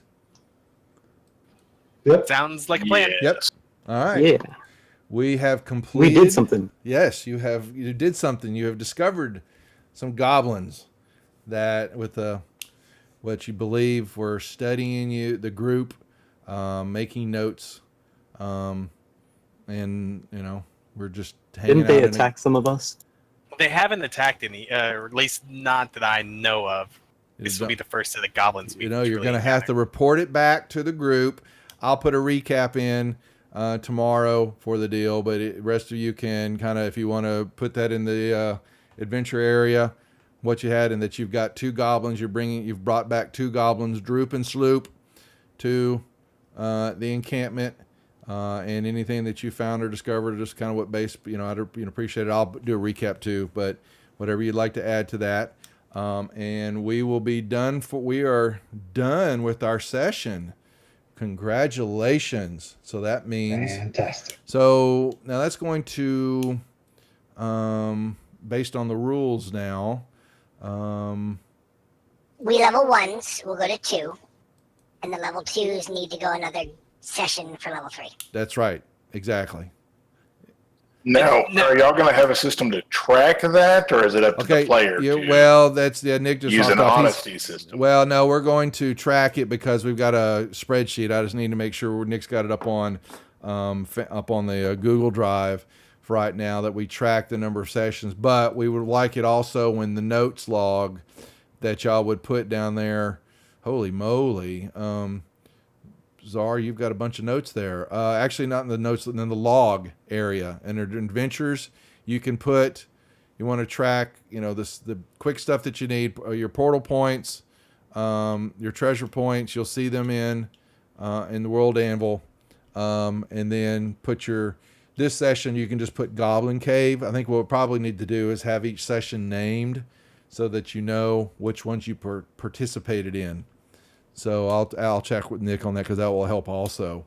But this one was called the Goblin Cave, and I think they called the original group one a New Home. okay, yeah, I think so. And so that means right now that Pharaoh, you guys can level up to level 2, and same thing with you, Czar. You go to 2nd level. Awesome. You get a portal point and a treasure point, and Oh, that was my other question, Duff. 75 gold. So we Yes. only get portal points, treasure points, and gold at a level up, right? Not No, per session. no, it's per session. Per session. Oh, Basically, okay. that's what your total should be when you get to a particular level, and that's how I was But- just tracking it. On So- the gold one, Uh-huh. it doesn't add up.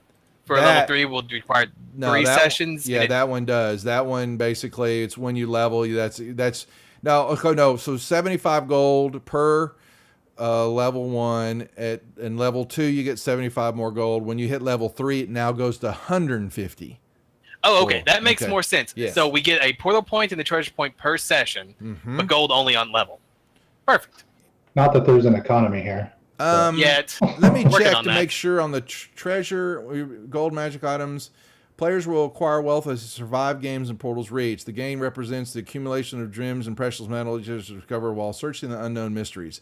The amount is fixed and will only increase when a player has participated in the acquire. No, I think the players will have opportunities to acquire. Let me check. I thought you got it just like the portal points, that you guys are acquiring this as you're moving on. Now, there wasn't much in this area, but it's, some gems and all that. Let me check if that's per level or if it's per session too, because that's a lot of gold.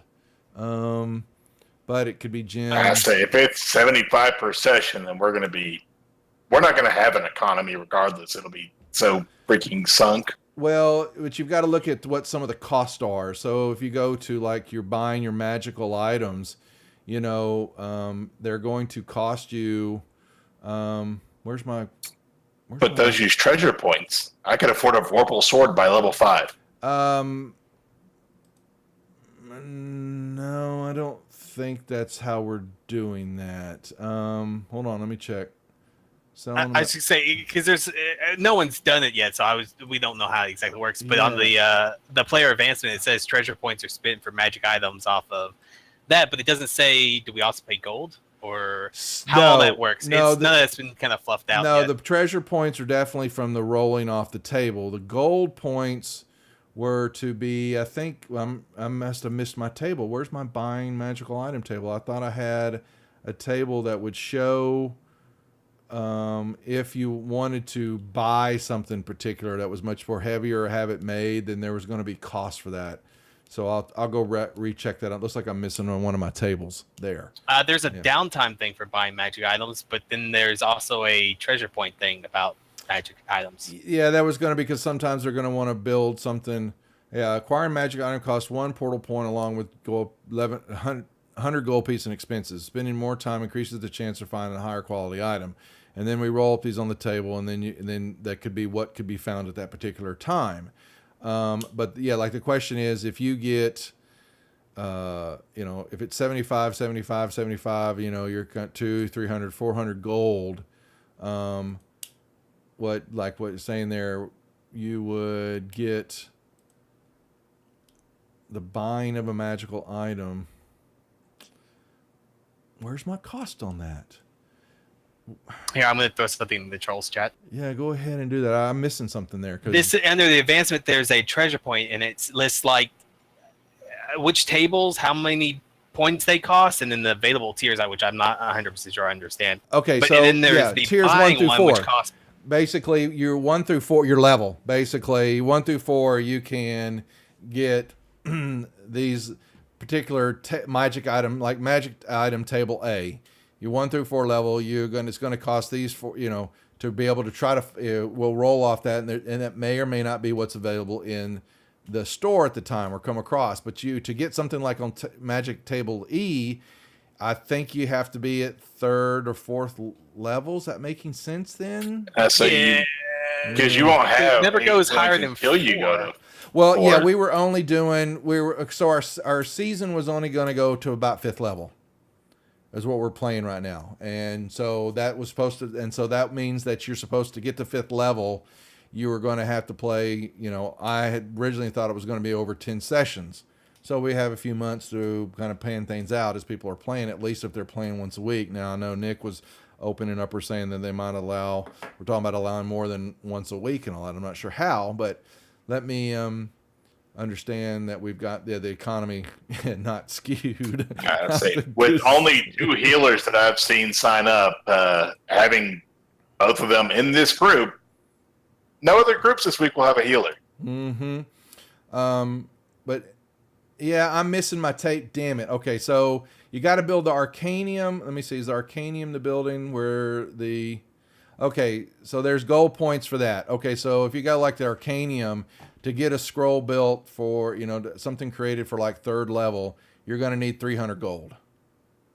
And so we can acquire basically magic items through either portal points and gold or through straight treasure points. There's 2 sources, I guess. So treasure points. So the treasure points are using it to buy through the buy table. The portal points were supposed to have been used for town. You use a portal point because it's downtime activity, and then you've got some gold or treasure points to build against. And I see where the confusion is coming out, because now it's confused me. We were hoping the portal points were going to be used to do stuff for the town, of building the town buildings and using against that, or some of the typical downtime. Okay, like I said, I was confused because there was... Yeah, I see what's happening. There was a chart for portal points, and then there's a chart for treasure points, and then... We originally were only going to have treasure points, but then the question was, well, how do we use the stuff for portal points for most downtime activities? But then what were the treasure points for? And those are the cost for buying the magical item tables that could be available that come through on a supply. We're going to have some supply wagons that may come through the portal from time to time, bringing some stuff, and that could be random items that may show up in the tables. It's not always going to be a given. And so that's going to be I think I need to change that to treasure point cost. Understand that you need 4 treasure points to be able to get something off of one of these tables there. And then some items may still cost gold, because people still wanted, the issue we were facing was people didn't want to just have to get a point and treasure point and not find stuff out in the adventure. And I didn't put anything like in this one, but we're going to have possible that you could find a magical item or a scroll. There's going to be parcels sprinkled. Each DM is going to get some parcels that they'll be able to use and sprinkle through some of their adventures, so that you could find maybe a couple of gems that are worth 10 gold pieces each, or a +1 dagger all of a sudden shows up in the playing field and someone's got that. as a, just as an item. So we just didn't want to be totally vanilla that you only get these points and that's it. We wanted to have some excitement that you go out and search and look around and find stuff. Well, I got a hat. I'm happy. Yeah, the hat. But I see that I'm missing that my tables and all that aren't quite syncing up. That's confusing. What are the treasure points for and what are the gold being spent for?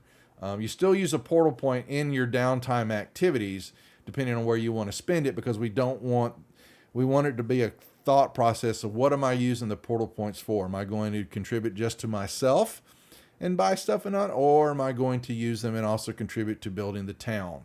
And Gotcha. So basically, we just need to change the portal points listing on buying a magic item to treasure points, and that should. Is that what you're saying? Yeah, let me check to say that is. So, will you use acquiring a magic item is going to cost you a portal? Yeah, it should. I see. Well, it's a downtime activity, so that's why it was a portal point. But then it's also 100 gold. But what's the treasure points for then? Damn it! And those are supposed to be. I thought that they are in the. They're not in the Arcanium, and they're not in the Artisans. I should say the only place I've seen treasure points listed was the player advancement section. Okay, so that I need to fix. That's me messing up the tables a little bit. I want to make sure. Yeah, there's the Herbalist and Grove, and there's your potions. And see, I was like, and that was the other thing. Here we go. Albio's making a water breathing potion. Well, that just killed our downtime structure. You're not supposed to be able to do that yet.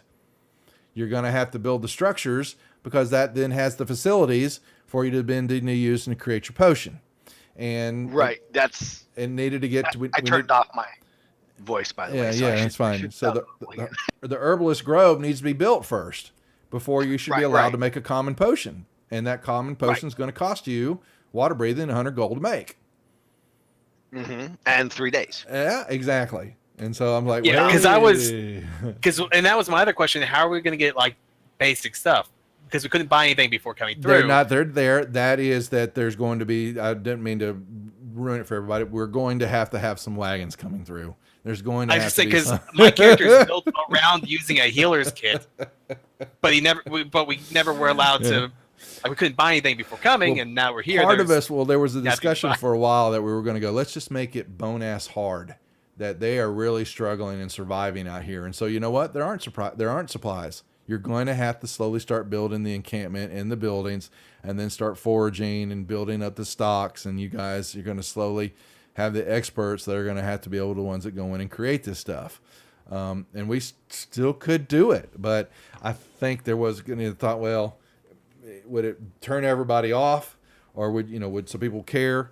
Or, maybe there's a wagon comes through every now and then that has some stuff and we'll just roll randomly up what could be on it, And it was even like, what about Faerun? Like, there's nowhere to get arrows right now.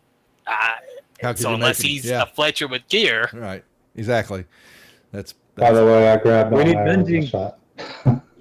I picked up my axes. I have Albio leveled. Let me document that, and I'll chat with Matt and Nick about this, make sure we get that clarity so y'all understand exactly how the economy is supposed to be built, what each of the points are for. It's a little unclear in my charts, and I'll clear that up for you. So, my fault. And then I put a suggestion in the creator room there, Duff. Let's see. Might be an easy way for everybody. You know what I mean?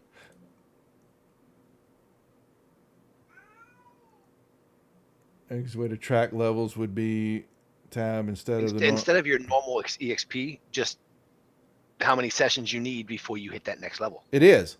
That's what I'm saying. That's what we could use is that instead of, and then at the end. Or you would type in EXP needed, just type in like 3. I don't. On that. We weren't even tracking the XP and the characters. We were just going to basically say, I see what you're saying. Basically, your sessions is your XP number. If it gets big. Yeah. Yes. Okay, if done. It gets big. Done. That's a smart way to do it. Because if it gets huge, it's going to be hard for everybody to keep track. It's going to be hard for the DMs to keep track. So on your XP modifiers, if you're at level 2, change that to 2, and the next level is 3 for you. And for like me and Cornell, or not me and Alan, our XP would be 2 since we've done 2 sessions, and our next level is 3. Correct. And then theirs would be 1, and then next is 3. 3. That's right. They're 2 now. No, they're both 2. Oh, no. That's right. No, Actually, this is all their first session. this was their first. You get 1 session and you level. Yes. And then So their EXP would be 1 if Yes. EXP equals Yes. sessions and They're- next level equals sessions required. Yes. yeah, to make See, sure. and it sounds so it's a little, it sounds a little complicated, but it's actually very damn simple. 1 session gets your first session, which they've done, gets you to level 2. Now, You need 2 sessions to get to level 3. that's right. You need 2 more sessions to get to level 3. Total will be 3. Yes. Correct. Yeah, I see. Yeah. Then it's just confusing. It's basically supposed to mirror X minus Y plus 5 Yeah, equals. So was the question, how do we make it run out? So level 3, you get 3 sessions, and then you go up in level. Then you need 6 sessions to no. So level 3, you get 6 more sessions to get you to level 4, and then I think we leveled it out after that. It's just 5 every 5 sessions you get a level. So, yeah. 1, 2, 3. Yeah, it's 1, 2, 3, and then 5. Yep, that's how it works. We'll figure it out, guys. I'll figure it out. It's coming together. It's It's a slow. lot to work through, but it's Yeah. coming together. Yeah, I knew we were going to have these bells, these bumps and bruises, but let's put right now, at least on your XP, put that's what how many games, what we ought to say is that's how many games wouldn't that really be how many games you've played better instead? I say XP would be how many games you've played, and then next level would be how many you need to get to your next level. That's right. Okay. And you just put it So- from that chart in World Anvil, will tell you.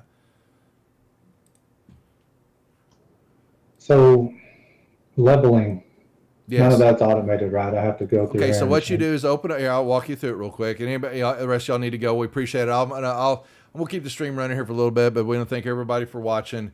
I believe Nick is running his Friday night, but I don't believe he's streaming it. And then we'll be back Saturday night for the Ladies of Force Majeure and Predators Rejects, and then Sunday Matt will be streaming his next sessions of Portal Reach. So with that being said, we will be done with the game. We do game. appreciate it. Good job. I do appreciate putting up with me still learning a little bit here, but that's the way it is now. So for Keith, so what you're going to do? Oh, is there somebody? Technically, we're all still learning this Yeah. stream. So, So what you're going to do? You leveled up your range. Oh, so you've got them leveled up to 2. You did it right. Now you didn't type that in. You did actually pull the shield over and do it automatically. No. Oh, I typed it in 2 on the class and level. no, you don't. Little do it window that way. that pops up. No, it did a little window pop up for you. Yeah, and then I typed 2 in where it said 1, No, and it changes on the front of the sheet. no, you don't. No. What you do is when you're going to do your next level, we'll need to add some stuff here. So on your front of your character sheet, you'll click the magnifying glass where it says crawl all the way over across where it says from Ranger. Okay? Thanks, everyone. All right, and we'll see you. Thanks, Take Duff. care, everybody. Have a When good- you level, you grab the shield that's on the far right over there, and you drag and drop it on top of the word Ranger under class. That Do I need auto. to change it back? Well, So we can change it back to actually 1 change everything back to 1. Well, did it add any of your abilities? Elf weapon. I didn't see any of it pop up. If it didn't pop up, then we're good. So change those all back to 1, and let me make sure. So now so grab the shield and drag and drop it on top of the word Ranger in the class area. It's not doing anything. It says unable to find, record, to match, link, drop. Oh, he doesn't. Does he have all the? Oh, you probably need to open up the books. Books and stuff So open? yeah, go to the library. Then click on modules, Okay. and you're going to need to open up the player's handbook.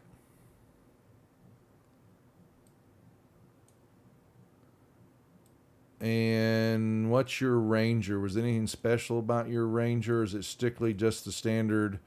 I think it's just standard. I think you're if I just remember standard. correctly. So if it's good for right now, then once you got the player's handbook open, you then go back and then go back to your leveling screen and try to drag that shield and drop it, and it should do that for you now. Okay, yeah. Yep. All there right, you go. changed my HP and everything. It sure did. And I don't think anything really happened other than you got the HP. Let's see, it's He second got some level. spells. Does he get spell now? Oh, he's got spell casting. He sure he's does. got So spell. okay. So your fighting styles come up. So that means you need to pick. So go to your abilities tab, Keith, Okay. and where it says fighting style, click on the shield, and you need to pick one of those.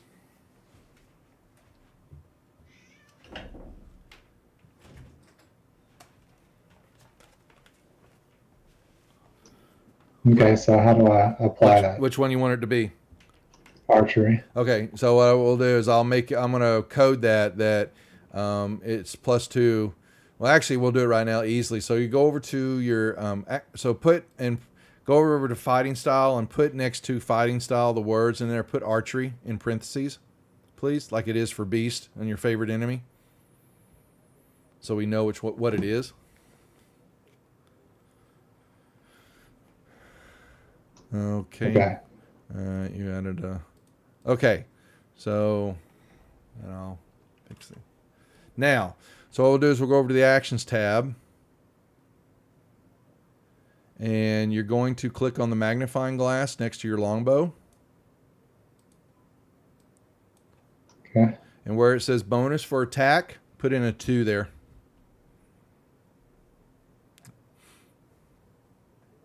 And then close it out. That's it. Now it adds +2 to your attack roll.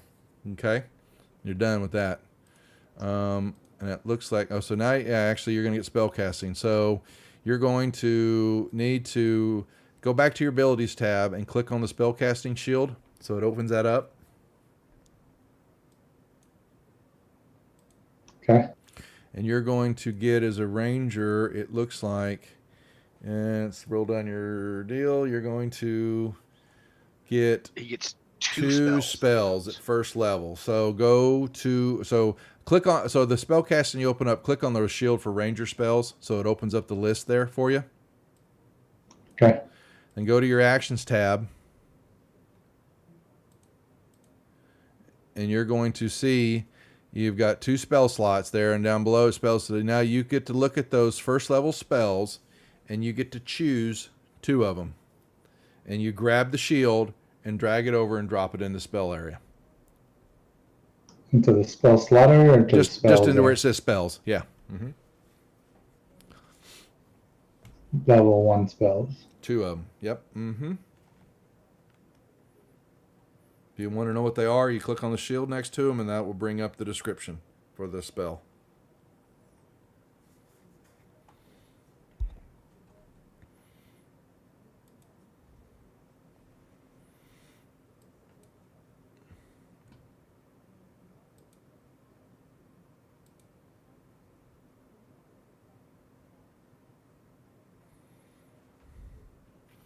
Cure wounds.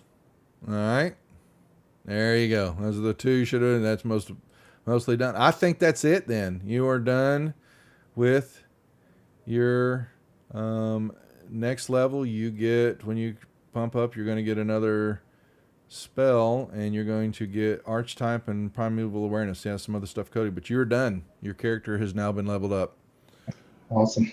All right, gents, well done. I will upload these characters to the deal, and I will. I guess I don't know if Nick's going to play. We'll try to listen on Friday night, but we'll catch the game. Oh, I'll definitely be listening on Friday night. And then I've got the girls, my ladies, on Saturday night. So Keith, I don't know if you've watched any of them, but come watch and listen to that because it'll curl your toes. So I watched a bunch of them on YouTube. What's up, Gary? Sorry about the surprise with the voice, but I had to. No, you're fine. I've had that voice made forever, and just keep forgetting. I just want to make sure. I want to go back. My only concern was, Liz, I want to go back and listen to it and see how it sounds, so that it's not, if it's coming across through me, it sounds fine, but I want to make sure how it records so that it's not hard to listen to. But check it out. Yeah, I was going to do the same thing. That's the main. That's all I care about. I mean, there were a couple of comments in chat about, oh my God, that voice especially from Harmony. Yeah. All right, so we can get rid of Alan's character. I'm going to delete.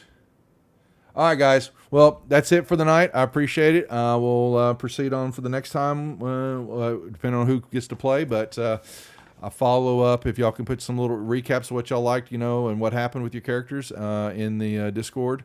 That would be appreciated. I think it's there, or is it supposed to? See, we're spread all over these 3 platforms, and I got to make sure we're doing it in the right spot. But They've wanted it in the forums under the Adventures Recaps. that's kind of where I want it. That's where I was hoping it was going to be at. And then the bigger ones that we're supposed to be doing are supposed to be on World Anvil. So as the DM recap. Right. The DM recaps World Anvil, yeah, but so the that's- player recap okay. goes into Discourse. Okay. All right, gents. Well, go enjoy the rest of your week, and I'll catch you guys on the stream when I'm back Saturday night. All right. All right, Dad. It was good playing with you again. It's man. good. So, yeah, I'm glad you're enjoying it, man. It's going to be a lot of fun. I'm glad you can get involved. So, all right, guys. I'm hit it. I'll see you later. All right, see ya.